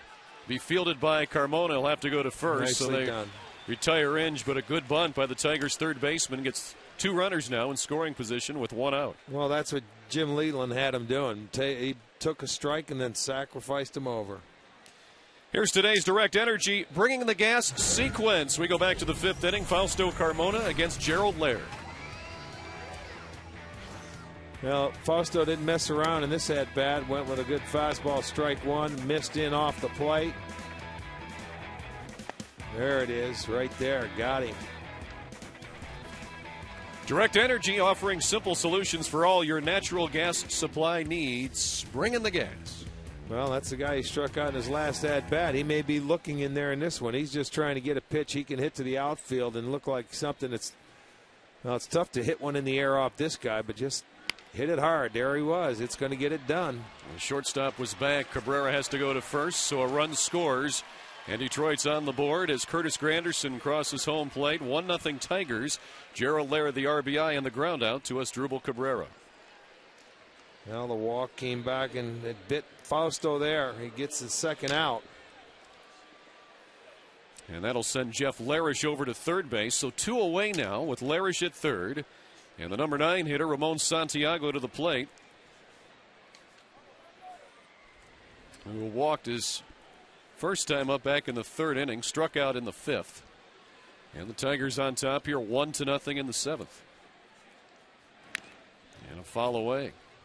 Now it's important for Carmona to get out of this inning with only 1 run. Because, as you said, Rick, with the way Jackson's throwing, and 2 runs would be pretty big on a night like tonight. Yes, indeed.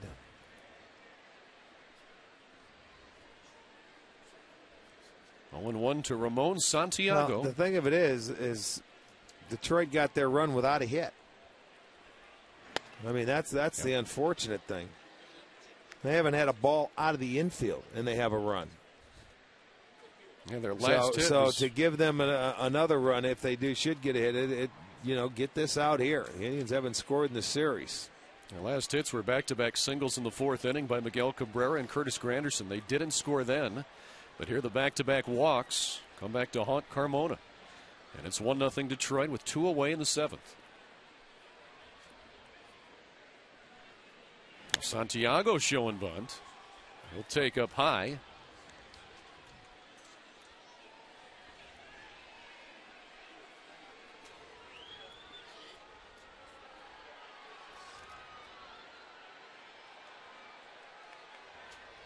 There's Larish at third. As Carmona gets a new ball.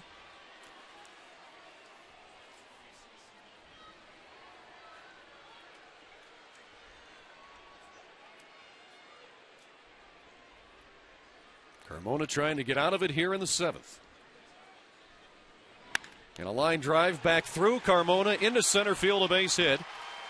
That'll score Larish, and the Tigers go ahead 2-0 with a big 2-out RBI single by Ramon Santiago.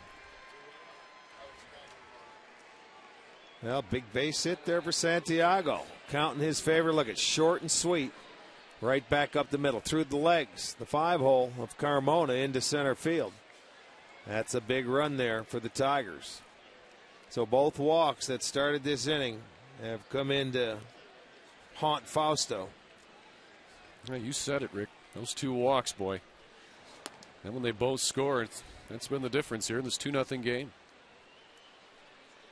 So now the batter is Josh Anderson as we go back to the top of the order. He's 0 for 3 tonight. He's grounded out all 3 times.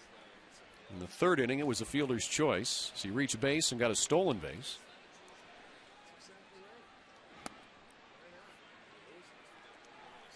And now 1-0 to Josh Anderson.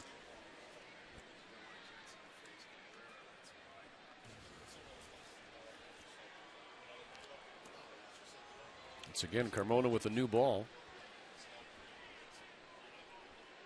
So Santiago on at first base now with 2 away. Well, how big is that, Rick, to get your number 9 hitter to drive in a run with 2 outs? It's huge, especially that was the first hit in the inning. So we said the left-handers. Pitch is low. It has been split even. Out of the 4 hits for the Tigers, 2 have come off left-handed bats. Granderson has a single, and that single by Santiago. And then Polanco had one in the first inning, Cabrera in the 4th, and that's been it. But Fausto has walked 5 guys tonight, so they've had their share of base runners. But he has been very good. He's kept the ball down. He's changed speeds. He's had a great changeup. Get this last out and hope your offense can find a way to put something on the board. 2-1 now to Anderson as he fouled that one away. Josh Anderson came up as a center fielder. They're moving him to the corner positions. It's been a little bit of an adjustment for Josh Anderson going from center field to left. And you know, some players can do it with ease. Others take some time. It's going to take some time. It's so much easier to see the ball in center field. But you know, it won't take long. If you're a good athlete, you'll find out where your zone is, where you pick up the baseball off the bat in both left and right.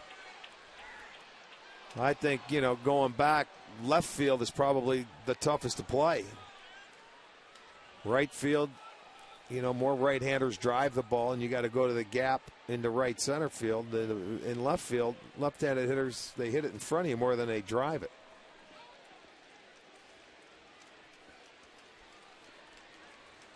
So now 2-2 to Josh Anderson with Santiago on first base. 2 away in the 7th. 2 runs already home for Detroit. And now the count runs full to Josh Anderson. And Fausto Carmona now at 110 pitches. Placido Polanco is the next batter. The Indians would like Fausto to get out of this right here and retire Josh Anderson.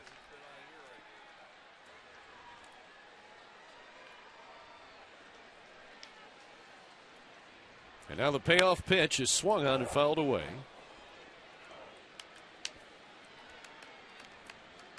Ramon Santiago, of course, running with the full count and 2 outs.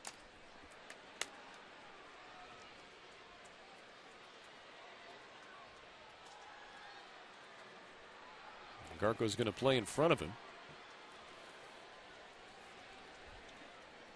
This will be the 25th pitch of the inning now for Fausto Carmona.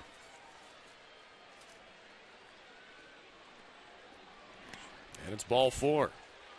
So the 3rd walk of the inning now as Josh Anderson trots to first base. That'll push Santiago over to second, and here comes Eric Wedge. And a call to the bullpen will be made here as Rafael Betancourt will be summoned with 2 outs in the 7th inning. We'll take a break. Tigers with 2 runs home have taken a 2-0 lead here over Cleveland. 7th inning here. at Progressive Field. Back after this.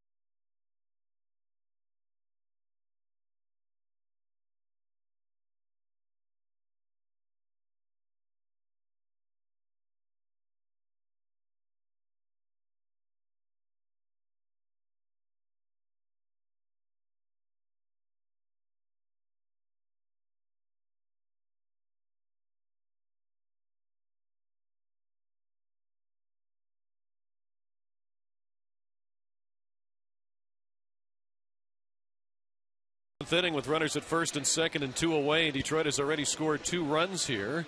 And Rafael Betancourt going to try and hold it at just that. Should take a look at the numbers on Fausto Carmona in 112 pitches. And really the only thing that hurt him tonight was this inning, those walks. Yeah, yes it did. It was a tough inning here, and he was in such command and very good control tonight. So, I mean, let's hope Rafi can get out of here. And, you know, 2 runs in 7 innings, you'd take all the time.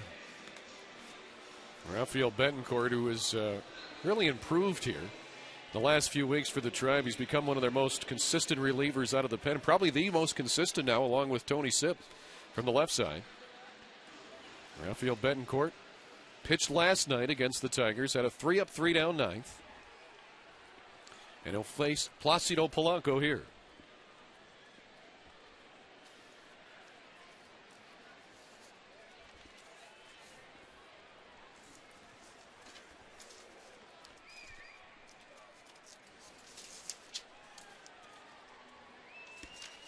Polanco in his career against Betancourt is 4 for 11 with a double. Yeah. Well, there you go. That's why he started them off with a breaking ball. And that's the one thing that Rafael has been doing so much better, is throwing all of his pitches.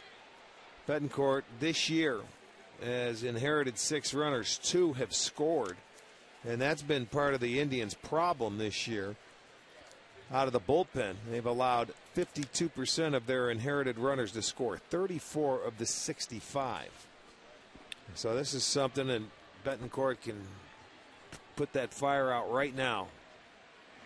Good pitch. Great pitch on the outside corner. That's Betancourt's bread and butter right there, a 94-mile-per-hour fastball right on the black. But it was set up by that first slider that he threw for a strike, and most hitters just look for the fastball, or used to look a fastball away every time. But when you can start that hitter off with the breaking ball, you put that little doubt into his mind. He may see another one. So now quickly 0-2 on Polanco. Martinez set up outside, and it came back over the plate. A swing and a miss. So Rafael Betancourt comes in and does the job in the bullpen. 3 pitches, 3 strikes. Tigers down, but they score 2 and take the lead, 2-0.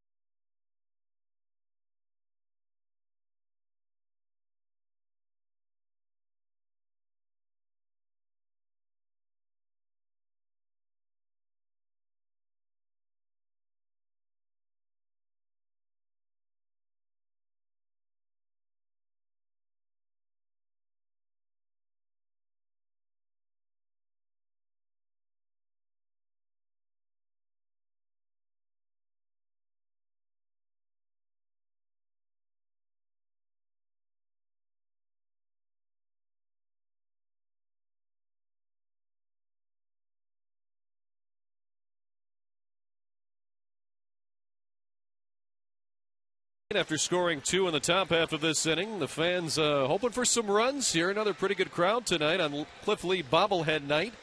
And our starting pitcher for Detroit, Edwin Jackson, still in there as we take a look at his numbers now. And Edwin Jackson has been very effective tonight. He's throwing just 81 pitches, so he still could have some time in there. And the key stat, 0 on the walks. You got it. 7 punch-outs. And the first batter face here in the bottom of the 7th is Shin-Soo Choo, who singled and doubled tonight as he's 2 for 2 and has half of the Indians' 4 hits. It'll be Choo, DeRosa, and DeLucci here in the 7th. And a swing and a miss by Choo, late on that 94-mile-per-hour fastball as the count evens at 1.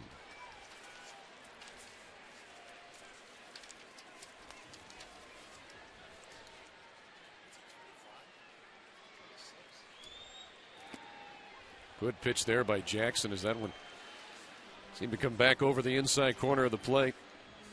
Well, you can see why this guy, I mean, he has pitched some very, very good games. I can see why left-handers have a tough time getting base hits off him.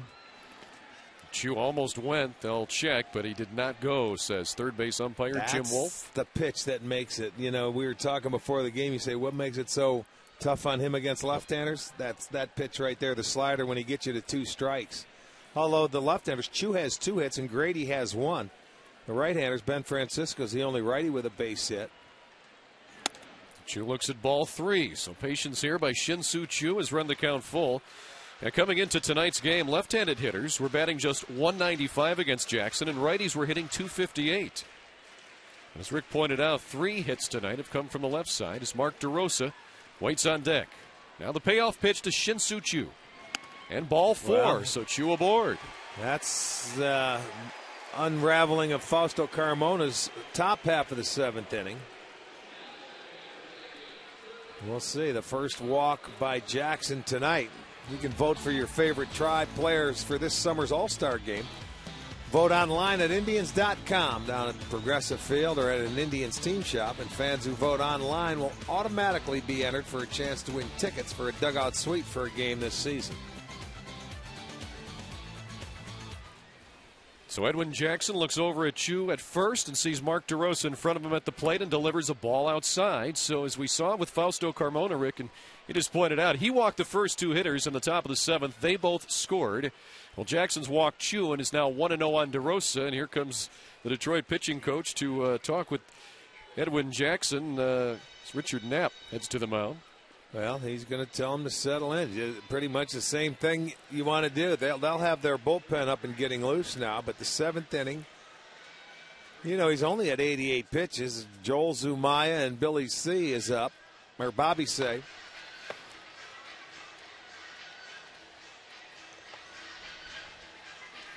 So a lefty and a righty getting loose in the Tigers bullpen.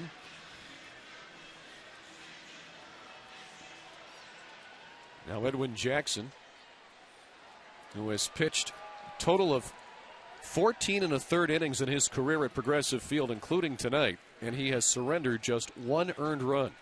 This is his 3rd appearance as Mark DeRosa swings and misses. So Edwin Jackson, so far, is like pitching here at Progressive Field. And he's done a very good job tonight.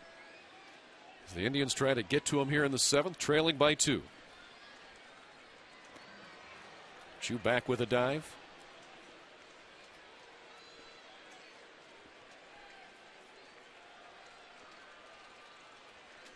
Mark DeRosa tonight is flown out and grounded out. The 1-1 inside, almost hit DeRosa. Now the count moves to 2-1.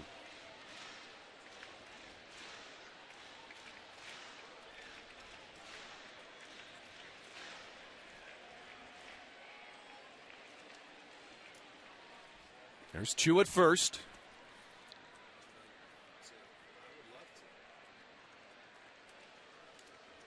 DeRosa swings up the middle, base hit. Shin-Soo Choo will tap second and stay there as Curtis Granderson fields it quickly. And now the Indians with runners on first and second and nobody out in their half of the 7th. And Mark DeRosa collects the 5th hit of the evening for Cleveland. Well, the count is in his favor, and a pretty good feeling you're going to get the fastball. So now it's time for right back up the middle. Don't pull off on it. Goes as a base hit. 5 hits now for the Tribe, but they have the start to the inning. Same start the Tigers had, first and second, nobody out. And now David DeLucci, the batter, Rick, and do you bunt DeLucci here? Well, no, they won't bunt DeLucci here, but that's how the Tigers scored. They bunted him over so they could get, well, they are. Why not? DeLucci can't get that one down. It's a pop-up. Lair to dive. He makes the, no, he dropped it. He had it in his glove, hit the ground, and it popped out. That's new life right there. DeLucci was ready. But I can't believe it.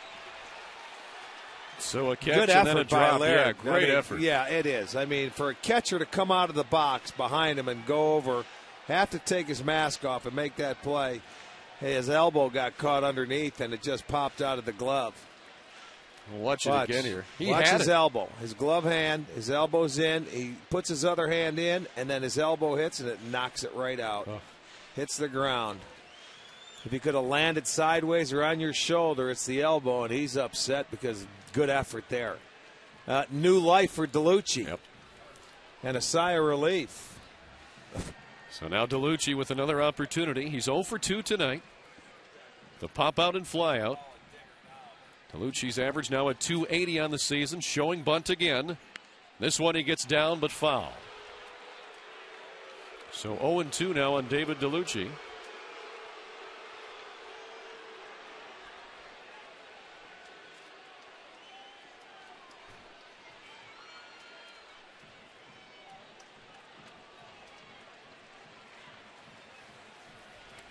That's quite a, that's well, it's almost 5 years.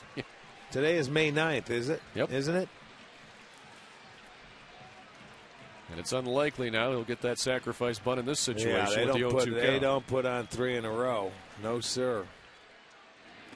That pitch a ball. So 1-2 now to David DeLucci.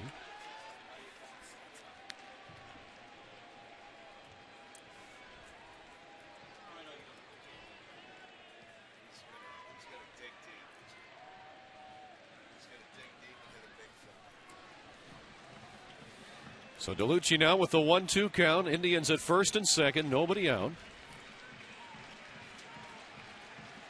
Trying to answer the 2 runs that Detroit put on the board in the top half of this inning.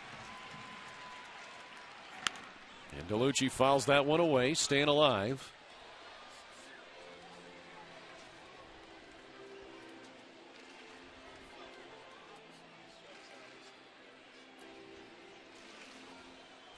David DeLucci was signed as a free agent 3 years ago. 2006 with the Phillies. Again, the 1-2 to DeLucci. And a swing and a line drive right at the third baseman. Inge to second. Double play. So DeLucci hit it on the nose, but Brandon Inge makes the catch and a quick throw to second to double off Shin-Soo Choo. And just like that, there's 2 away now in the Indians' half of the 7th, with Mark DeRosa still at first. Well, there's one when you're Choo at second base. You can't get doubled off. You got to. I mean, you got to freeze and go back. I mean, you're not the tying runner, the go-ahead run, and it's a line drive. You're taught as a base runner, you stay put, man. That ball it looked like it was hit off the end of the bat. So, I mean, there's no need to, to get a good break. That's just a base running mistake there with a down 2-0. So now Ryan Garco will bat with 2 away. Garco tonight 0 for 2.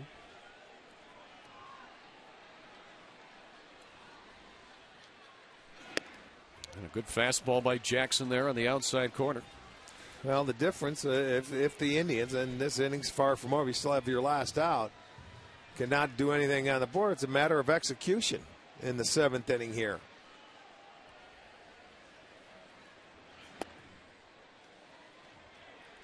Count evens at 1.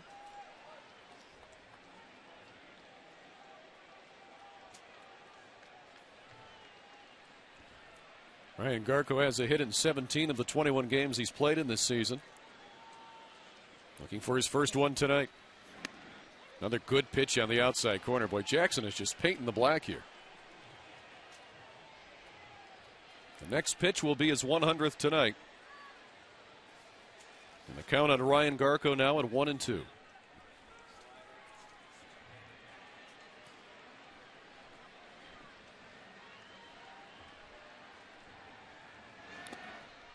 Good stop there by Gerald Laird on the ball in the dirt. Indians and Tigers will close out this series tomorrow afternoon here on Mother's Day at Progressive Field. 1:05 is first pitch time. It's also Kids Fun Day. They'll be giving away those slider shoes that Rick Manning still has on. You bringing a pair home for your mom? Absolutely. Yep. Mom's going to have a pair. The wife. I'll tell you what, they're comfortable. That's the word, indeed. Garko fouls that one away. 2-2.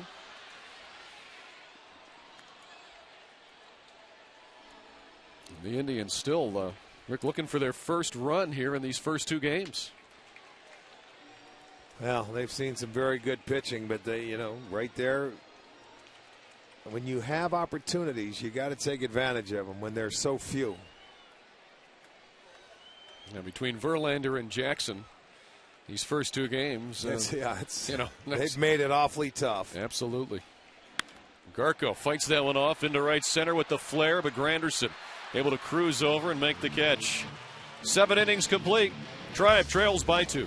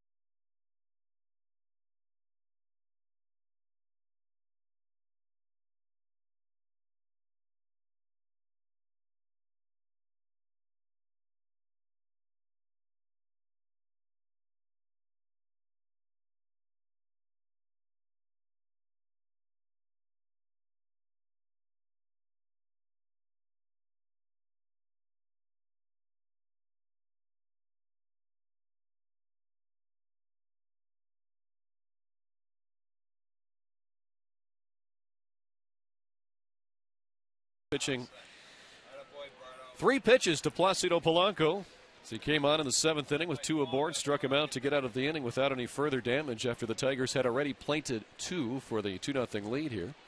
Tonight's attendance, the second largest crowd next to opening day here at Progressive Field, 33,640 tonight on Cliff Lee bobblehead night. And the Tigers lead it off here in the 8th inning with Clete Thomas. He's 0 for 3. Safe on a fielder's choice. Back in the first inning, stole a base.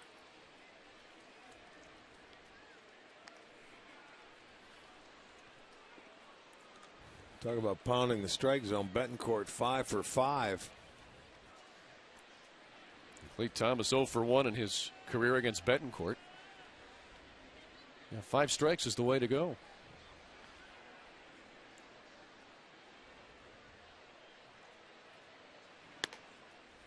First ball of the night for Rafael Betancourt.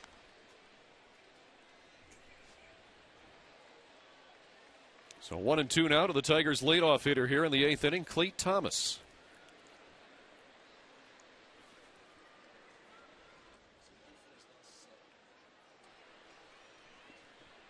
The 1-2.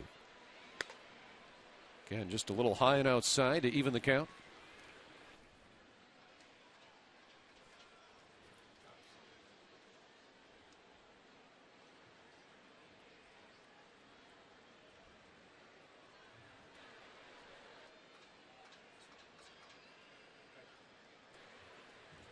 Now the 2-2 from Rafael Betancourt.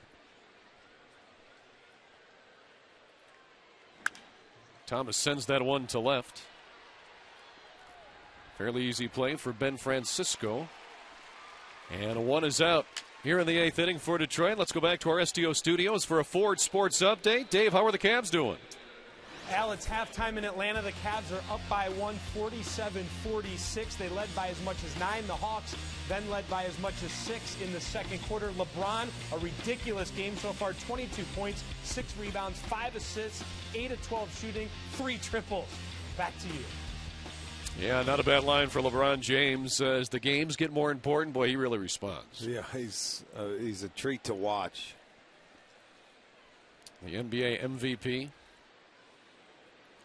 By far the best basketball player I've ever seen the Cavaliers have. They've had some good ones, but nobody even close to the class of LeBron James. This guy's only 24 years old, for goodness sakes. Trying to stay undefeated in the playoffs. Yeah. Well, that is something. 1-0 here to Miguel Cabrera. The Tigers DH tonight, batting cleanup. It's 1 for 3 with a single back in the 4th inning. Remember back in the early 80s, Rick, when the Cavaliers were winning 15 and 20 games, and I was, watching the Sixers and then the Celtics and then the Lakers. Boy, if we could have a team in Cleveland that could roll through the regular season and postseason, how much fun would that be? Finally, it's here. Yes, it is. Everything's in their favor. Swing and a miss. Good breaking ball by Rafael Betancourt. That breaking ball for Betancourt has gotten better and better for the Indians relief pitcher, especially this season. Quite an improvement on that. So Rafael Betancourt using the deuce there. But he's got a good one. I mean, he's got to just continue to throw it, and he has. He realizes that. He's got a good changeup too, Al. Yeah, he sure does.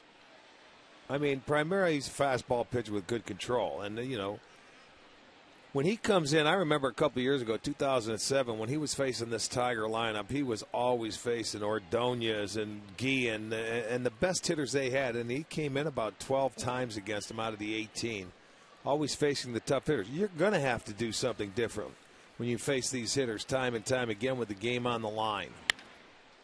Curveball is sent into left field for a base hit, and there's a tip of the cap to Miguel Cabrera because Rafael Betancourt threw some pretty good pitches at him, and Cabrera with 2 strikes hit a pretty good breaking pitch into left field. Well, still time to become an Indians season ticket holder. Partial or flex plans are available, and you'll receive the season discount benefits. Call 216-420-HITS for the details. So now Curtis Granderson to the plate, and he's reached base 3 times today. All 3 times against Fausto Carmona. He has 1 base hit and a couple of walks. Scored the Tigers' first run in the 7th inning. So 1 away with Miguel Cabrera at first base.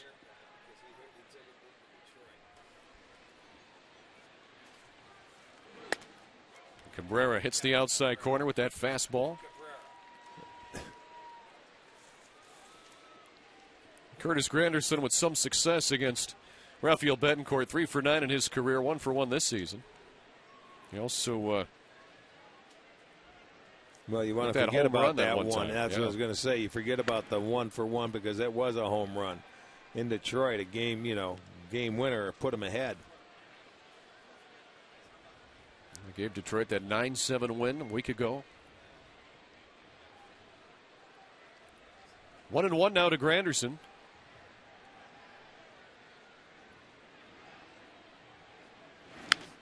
Fouls that one off. 1-2.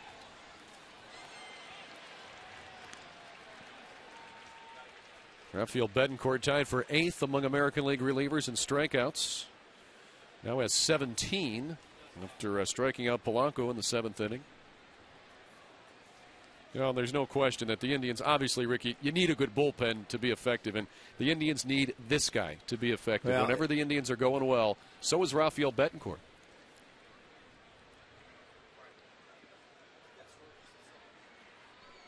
Now the 1-2. And a swing and a miss. So Curtis Granderson out on strikes. Betancourt's second strikeout tonight. And the first time the Indians have retired Granderson this evening. And you can now buy authentic Sports Time Ohio merchandise. Rick Manning has all of these things at stostuff.com. Those three are an STO cap for $16.99. I have that. An All Bets Are Off t-shirt, $16.99. I don't have that. You don't have that one? No. You know what it is? You bought two of these. The I Love You Cleveland Bruce Drennan All Bets Are Off talking bottle opener, don't you? Yes, I do. And I sold both of them. Made a profit, I hear, as well. Check it out now at stostuff.com. Strike one now to Jeff Larish. Hitting in the 6-hole tonight for the Tigers.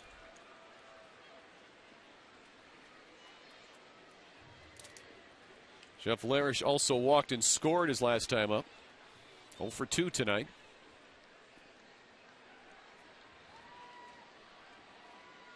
Miguel Cabrera, a very short lead at first. Swing and a miss again for Jeff Larish. So Rafael Betancourt, he's worked ahead tonight. The unfortunate thing is that the other Rafael, and that's Perez, is down in Columbus trying to get his game back together, because when he was around, as Matt Hergis is up and throwing, you know, you had the left-hander, the right-hander in the late innings for Eric Wedge, and then it's just never worked out for the first 30 games of this season with Kerry Wood, you know, where you could turn a lead over to the bullpen after 6 innings. Larish hits that one deep to center. Sizemore back. Sizemore leaps. Couldn't get it. It's off the wall. Cabrera around second, being waved home around third. He'll score. Larish goes into third, standing up with a triple, and the Tigers take a 3-0 lead. Well, another 2-out base hit in back-to-back innings. He drove this ball very well to left center field. Grady thought he had a beat on it. Looked like it went up just too high out of his jump. Well, fastball down and away. He went after it, extended it, and just got above the glove of Grady Sizemore. He was maybe a step or two away. That would have been a tough play anyway. So Larish with his first triple. Drives in a run, his second RBI, and that's a big run. So now 3-0 Tigers with Jeff Larish on third and 2 outs, and Brandon Inge the batter. And Brandon Inge with the most at-bats of anyone on this current Tigers roster against Rafael Betancourt, and he's only 2 for 21 for an .095 average. So Betancourt's been able to figure him out, and of those 21 at-bats, Rick, he struck out 11 times. Tonight he's 0 for 2, and that sacrifice bunt in the 7th got the Tiger runners over. They both scored. The 1-0 is fouled off to the right. You know, Betancourt, we mentioned he's throwing so many strikes. That was an 0-2 pitch that he gave up the triple on, and maybe just too good of a pitch. Because you hate to see when you get to a guy 0-2, you have one to waste, or not. Let's not say waste. Let's say make a purpose pitch with. Right. But you don't expect him to hit it that far on an 0-2 pitch. Yeah, Larish drove that ball for that triple. Now the 1-1. Just a little outside, perhaps a little low as well. 2-1 now to Brandon Inge.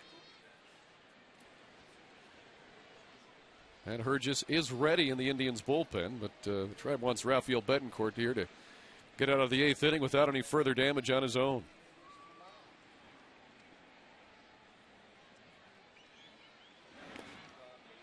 Three and one, and a good block by Victor Martinez.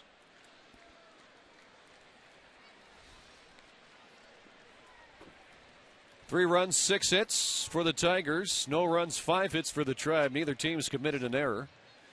Tigers have left 6 stranded thus far. The Indians have left 4 on base. There's Jeff Larish at third. It's Brandon Inge with a 3-1 hitters count here to Rafael Betancourt. Trying to get that runner home and make it a 4-0 game. And he drives that one to deep left. Francisco back, but it's over his head. Off the wall. That'll score Larish from third, and Inge will hold it first with a long single. 4-0 Tigers as Brandon Inge send a rocket to left.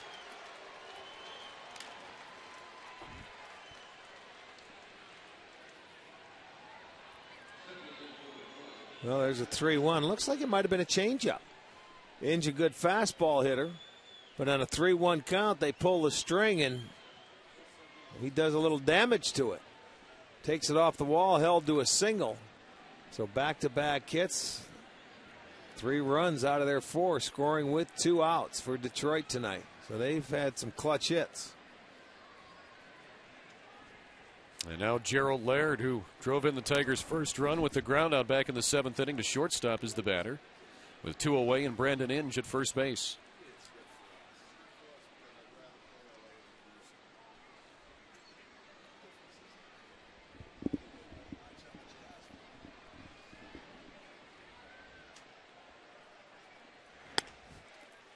Pitch a little bit high to Gerald Laird, the Tigers' catcher tonight.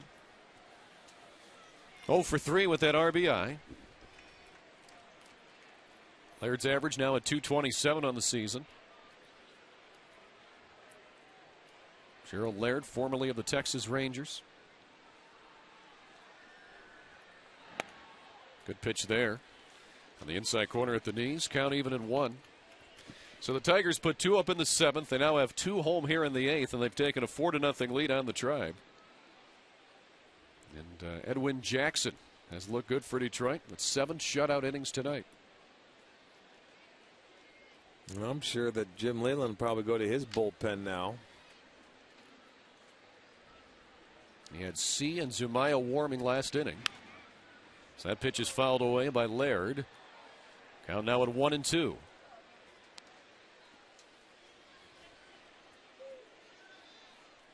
It's 33,000 here tonight, Rick. A couple of times you could tell they said, hey, give us something to cheer about, but they've been quiet. Just haven't had a They've chance. been quiet the last 2 nights, and there's not much to cheer about. You have 5 base hits as a team. It was another well-pitched ball game. But, you know, those fans, they want to get up. They want to cheer. They want to see some runs scored. Well, unfortunately, it's been Detroit that's been scoring the runs. Now a 1-2 count on Laird. And a swing and a miss on a high fastball. So Betancourt gets his 3rd strikeout, but the Tigers get 2 more here in the 8th. They lead it 4-0. Back after this.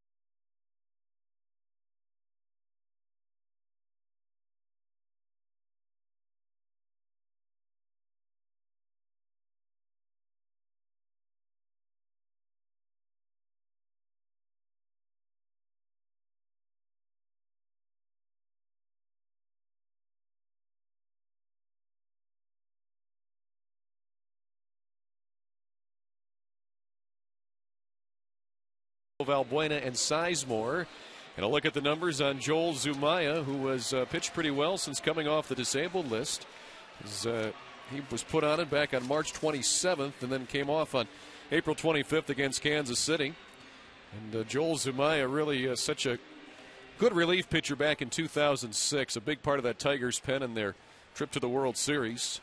Well, and they need him. This guy with a great arm, he can crank it up there into the mid-90s, and you know, he's their setup guy. That's what they missed last year with him out, leading into a closer. You know, back in the day when they had a Jones at the back end, this is the guy that came on the scene in a hurry and made a big impact that has been hurt ever since. The 0-1 is up high, so 1-1 now to Ben Francisco, who tonight has singled and struck out in his 2 plate appearances. He also has a stolen base this evening.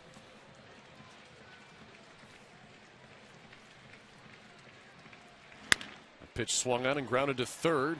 Inge makes the play, 1 down. Tonight's scoreboard update is brought to you by Coors Light. Frost brewed Coors Light, the world's most refreshing beer. So 1 away here in the 8th inning now for Luis Valbuena. He's 0 for 2 tonight with a strikeout and flyout. This is the 3rd game that Zumaya has been on to face the Indians this year. Got a win in 1 ball game. He's given up 1 hit in his 2 innings of relief to this point. Zumaya in 2006 was 6-3 with a 1.94 ERA. In 83 1/3 innings, he gave up just 56 hits. So count now runs even on Luis Valbuena at 1-1. But in 2007, he was 2-3 with a 4.28 ERA in just 28 games. And last season 0-2, 347 mark in 21. But health has been the issue with Zumaya. Yes, it has. Valbuena drives that one up the alley in right center. He'll take a wide turn at first, go for 2. Here's the throw, not in time. Valbuena, a double here in the 8th inning with 1 out.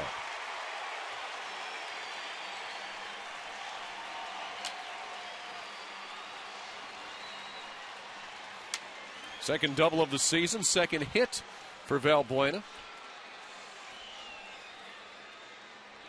This is also our McDonald's I'm loving it yes, replay. It is. He gets on a fastball. That was about 98 or 99. He's able to find it in the gap, and he hustles all the way. Backhanded by Cleet Thomas out there and right, and he's going to continue to go. Instead of staying at first base, that's good. You got to make it, though, when you're down 4 runs. He does. Back to the top of the order now, and Grady Sizemore, who's 1 for 3. He singled his last time up back in the 6th inning. And a good breaking pitch there for Zumaya for strike 1.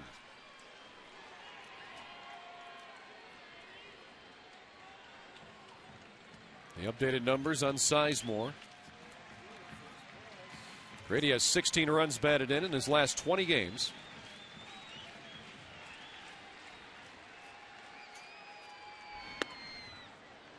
That pitch just outside of the strike zone.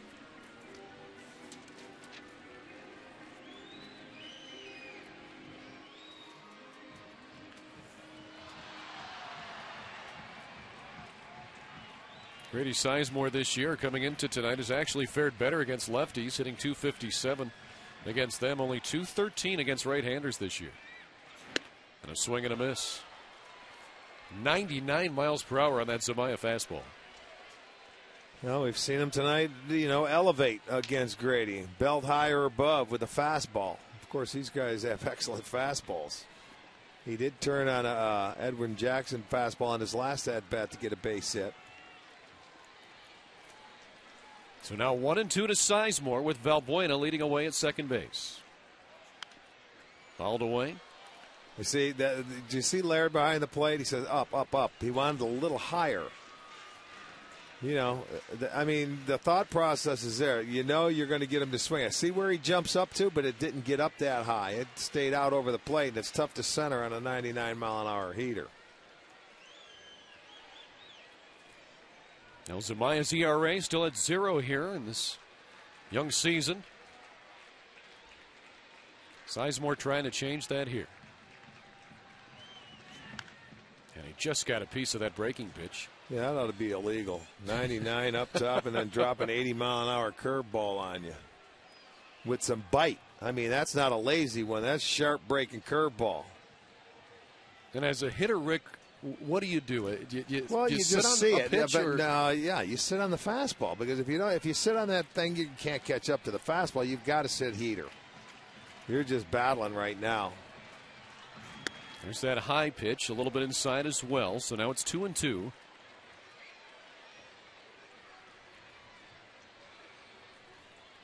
There's a look at Asdrubal Cabrera. His 10-game hitting streak in jeopardy. He'll be next.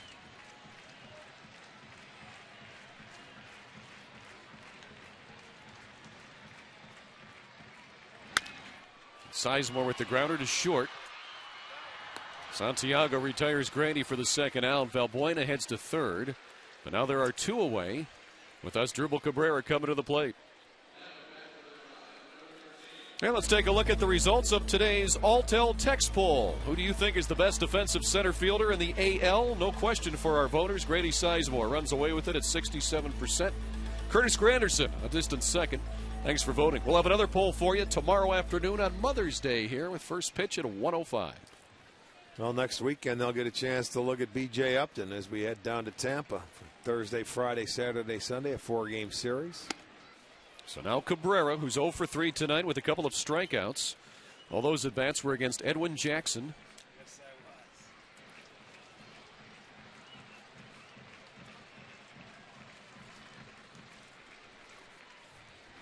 The was. 0-1 is lifted to left field. It'll be an easy play for Anderson. 8 innings complete. Tigers in the lead tonight, 4-0.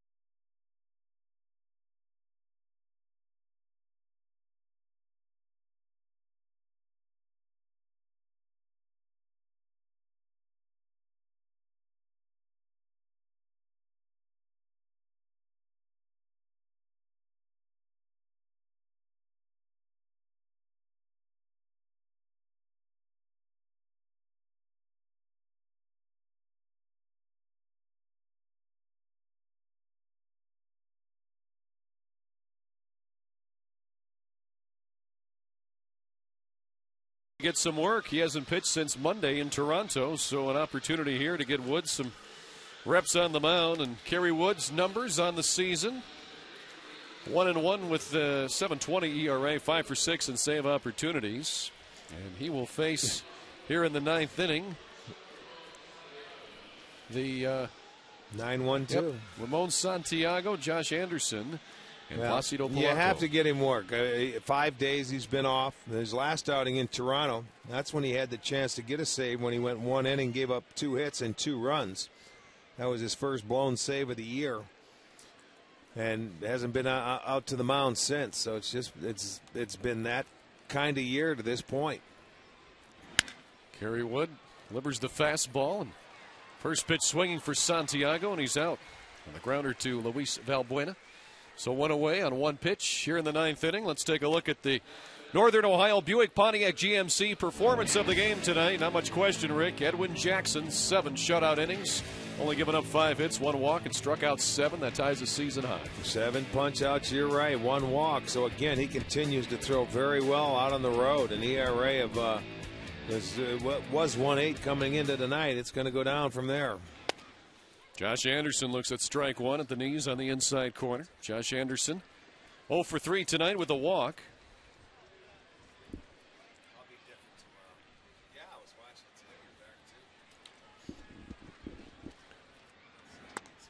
Breaking ball is up high. Kerry Wood spent 14 seasons in the Cubs organization, was the closer last year for the first time, made the All-Star team, couldn't make it to the All-Star game due to an injury. Second time he was an All-Star. Line drive foul. Of course, he was signed in the offseason back on December 13th to a 2-year contract with a 3rd option year.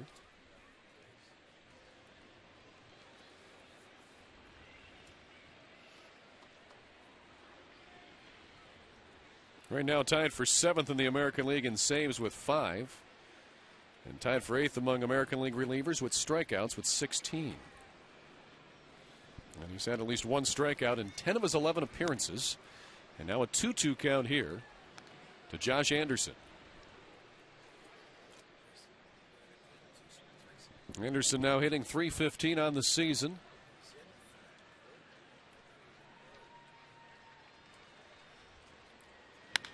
And he lines that one into right field for a base hit. So a single for Anderson. His first hit of the night. 3rd time, though, he's been on base. And the Tigers have 1 aboard with 1 out here in the top of the 9th inning. Well, Anderson, let's see that fastball going in there. I'll tell you what, pretty quick stick at 96 for a pitch on the inside part of the plate, huh? Yeah, dropped that bat head down and got it right through the zone. Through it. He sure did. That pitch was on the inside part of the plate. That is hit number 8 now for the Tigers. They have 1 extra base hit. That was the 8th inning triple. Larish got off Rafael Betancourt last inning. They've done the damage with 2 outs today. They sure have. Getting 3 runs after 2 outs. Jacinto Polanco. A base hit, a walk, a flyout, and a strikeout tonight. Detroit looking to go 500 on the road at 8-8 with a win tonight, and up their record in the Central to 8-5. And should the Indians go on to lose tonight, they'll be now 5-9 against AL Central teams. And you know, on the Indians on Deck show, we had a couple of weeks ago, Rick, a stat that showed in the last 5 years the team that had the best record in the American League Central Division against divisional opponents wins it. Yep. Yeah, I mean, it makes. I've watched it year after year. If you can control your own division. There was 1 year in there, I think it was 06 or 05. The Twins were second most wins to win the division. But yeah, if you win against your division, they were only about 1 behind or 2 behind. I bet. Absolutely. Because they always win darn near 50 games at home, in that, you know, their last year in the Metrodome. Now, what kind of team are the Twins going to have next year? It's a very good question. They've built this team so well to fit that dome. A lot of guys with speed. Polanco swings through that one to run the count to 1-2. But you know, the Minnesota Twins, you still have Mauer and Morneau, who are going to translate in any ballpark in America. But you know, you've got all those speedy outfielders and infielders. Well, and guys that just find a way to put the ball in play. You know, they bother you. They're a tough team to pitch to.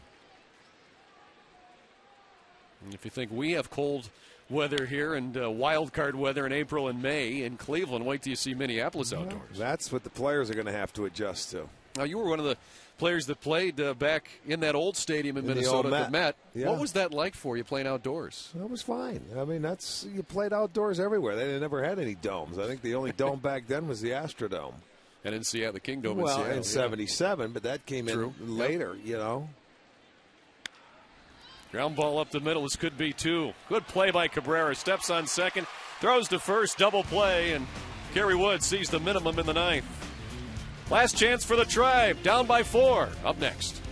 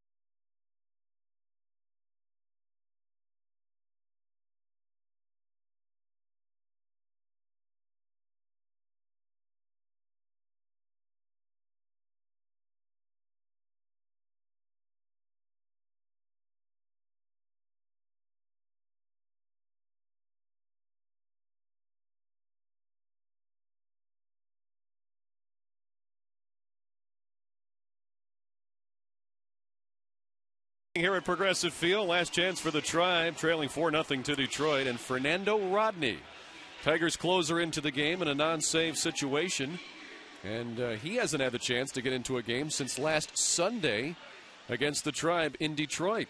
He's 6 for 6 in save opportunities this year, as you get a look at his ERA. And Fernando Rodney surrendered 10 hits in 10 innings, only 1 walk this year and 7 strikeouts for the righty. He's converted 9 consecutive save opportunities dating back to last season, which matches his longest consecutive converted save streak in his career he established back in 2008. Another guy coming out with a power arm. Rodney can throw it in the mid-90s. He's a good fastball and a very good changeup. So, you can turn it over, and if these guys get healthy and they get on a roll, you can turn it over to Zamaya and then Rodney. They've got some very good arms.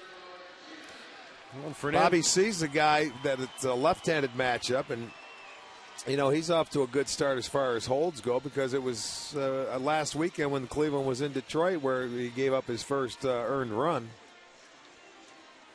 And Fernando Rodney struggled at first when he was moved into that closer's role, going from that setup man. Many guys do. Yeah, he is looks to be settling in here. I talked about Rick on at STO HD. I have a blog, and Matt has one, Roger Brown, Bruce Drennan, and how the closers in the American League Central, I feel as a collection right now, are the best closers divisionally in all of baseball. Maybe in the National League West you've got a couple of guys out there that are having fine seasons, but all 5 guys right now that are closing games in the AL Central are 5 very good closers. I never looked at it by division like that. That's probably why I don't have a blog. There you go. Now, if you did, we could get you one. No, that's okay. That's fine. Yeah, blog me. I'll talk to you later. Victor Martinez with strike 1 now. That pitch inside as Fernando Rodney will face the meat of the Indians' order here in the 9th. Martinez, Chu, and DeRosa 3, 4, and 5. And Victor Martinez tonight 0 for 3. He's only had 3 games this season where Victor Martinez has not had a base hit. Well, this guy, he can go for stretches at a time. Look at that. To right center, Granderson over, but won't get it. So the Indians' leadoff hitter aboard in the 9th as Victor Martinez singles to center and has now had a base hit in 17 of his last 18 games and 28 out of 31. And he can go through streaks like that throughout the course of a year. He jumps on a 95-mile-an-hour fastball. This is another guy that loves a heater. That's a good swing. That fastball up in the zone, though, from Rodney. Hit number 7 for the Tribe. Still looking to get on the board in the run column. And now Shin-Soo Choo, who's had success against Rodney in his career, 2 for 4, including 1 for 1 this year. He also has a couple of hits tonight. He looks at a pitch in the upper portion of the strike zone for strike 1. Rodney, a guy also that's had some arm problems and some issues, health problems, and he's a 2-pitch guy, fastball, changeup for the most part. Martinez with a huge lead at first, not being held obviously here with a 4-run lead. Yeah, and Chu did not guess right there. Now 0-2 to Shin-Soo Choo, who had a single back in the 2nd inning, a double in the 4th, then he walked and was cut down on a double play back in the 7th inning. So Shin-Soo Choo has been on base all 3 times tonight. And now he's down 0-2 to Fernando Rodney. And pitch just inside.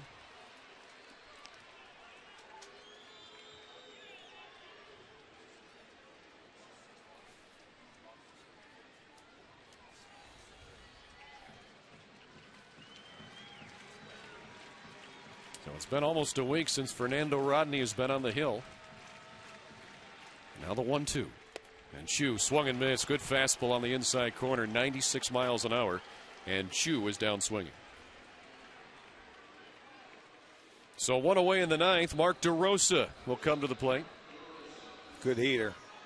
Good heater. Good location there. Strikeout for Rodney. That's 8 punch-outs tonight for Tigers pitching.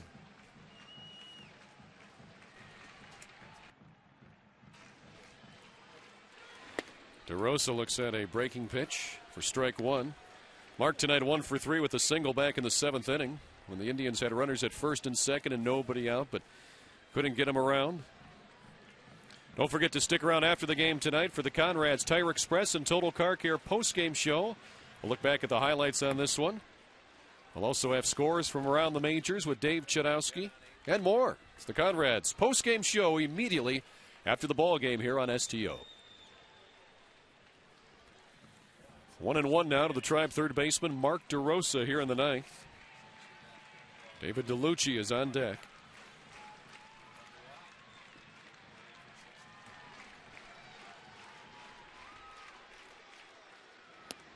A pitch low and away, so 2-1 on Mark DeRosa.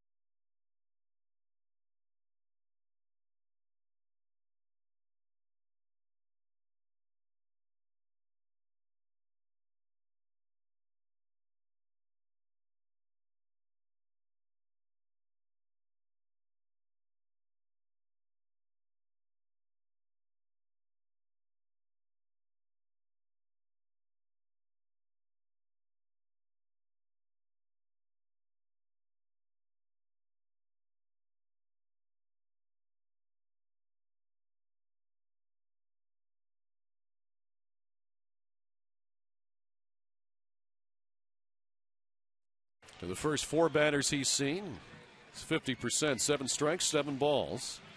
And David DeLucci now with a 1-1 count.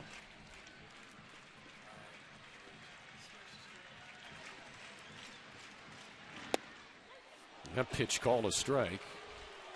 It's a dip there at the last moment. That's a tough pitch to hit for Fernando Rodney when he throws that and that dips there at the last moment. I mean, I'm telling you, that's a big variation off the fastball, and it's you have to guess right. You either look for the fastball and you take the changeup, or you take the fastball and sit on his changeup, and it's hard to do. It's hard to convince yourself to do that as a hitter. So now 1-2 on DeLucci. Stays alive.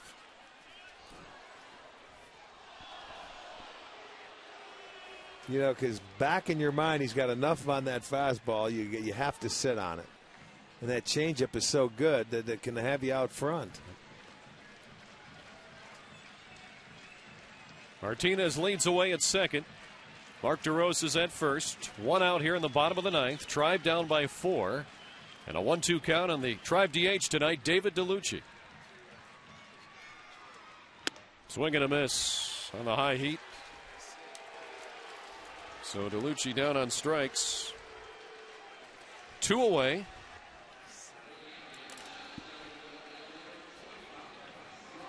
There's the high cheese right there, just above the belt. And now Ryan Garko to the plate, who has faced Fernando Rodney just one time in his career, and he walked. So 2 away, and Ryan Garko trying to keep this game going for the Tribe.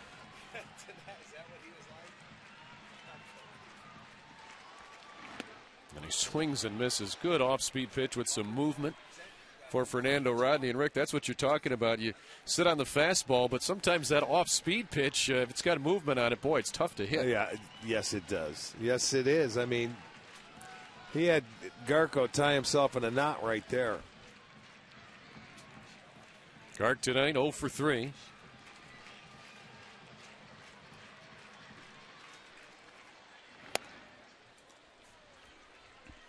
Now 1-1 to Ryan Garko, batting in the 7-hole tonight for the Tribe. Tribe and Tigers will finish this one up tomorrow afternoon here at 1:05. Rick Porcello will go for Detroit. Anthony Reyes for the Indians. It's also Kids Fun Day. Plenty happening here at the ballpark. They'll be giving away the slider shoes to kids 14 and under. There's plenty happening on the plaza as well. Get out here early to enjoy that. Now 2-1 to Ryan Garko.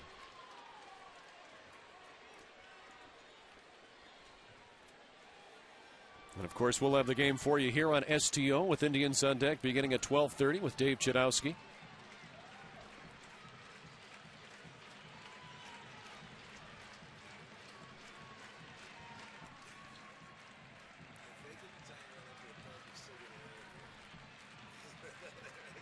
Two away in the ninth. And the 2-1 pitch. That one is low, so now a hitter's count for Ryan Garko. It's Ben Francisco. Waits on deck.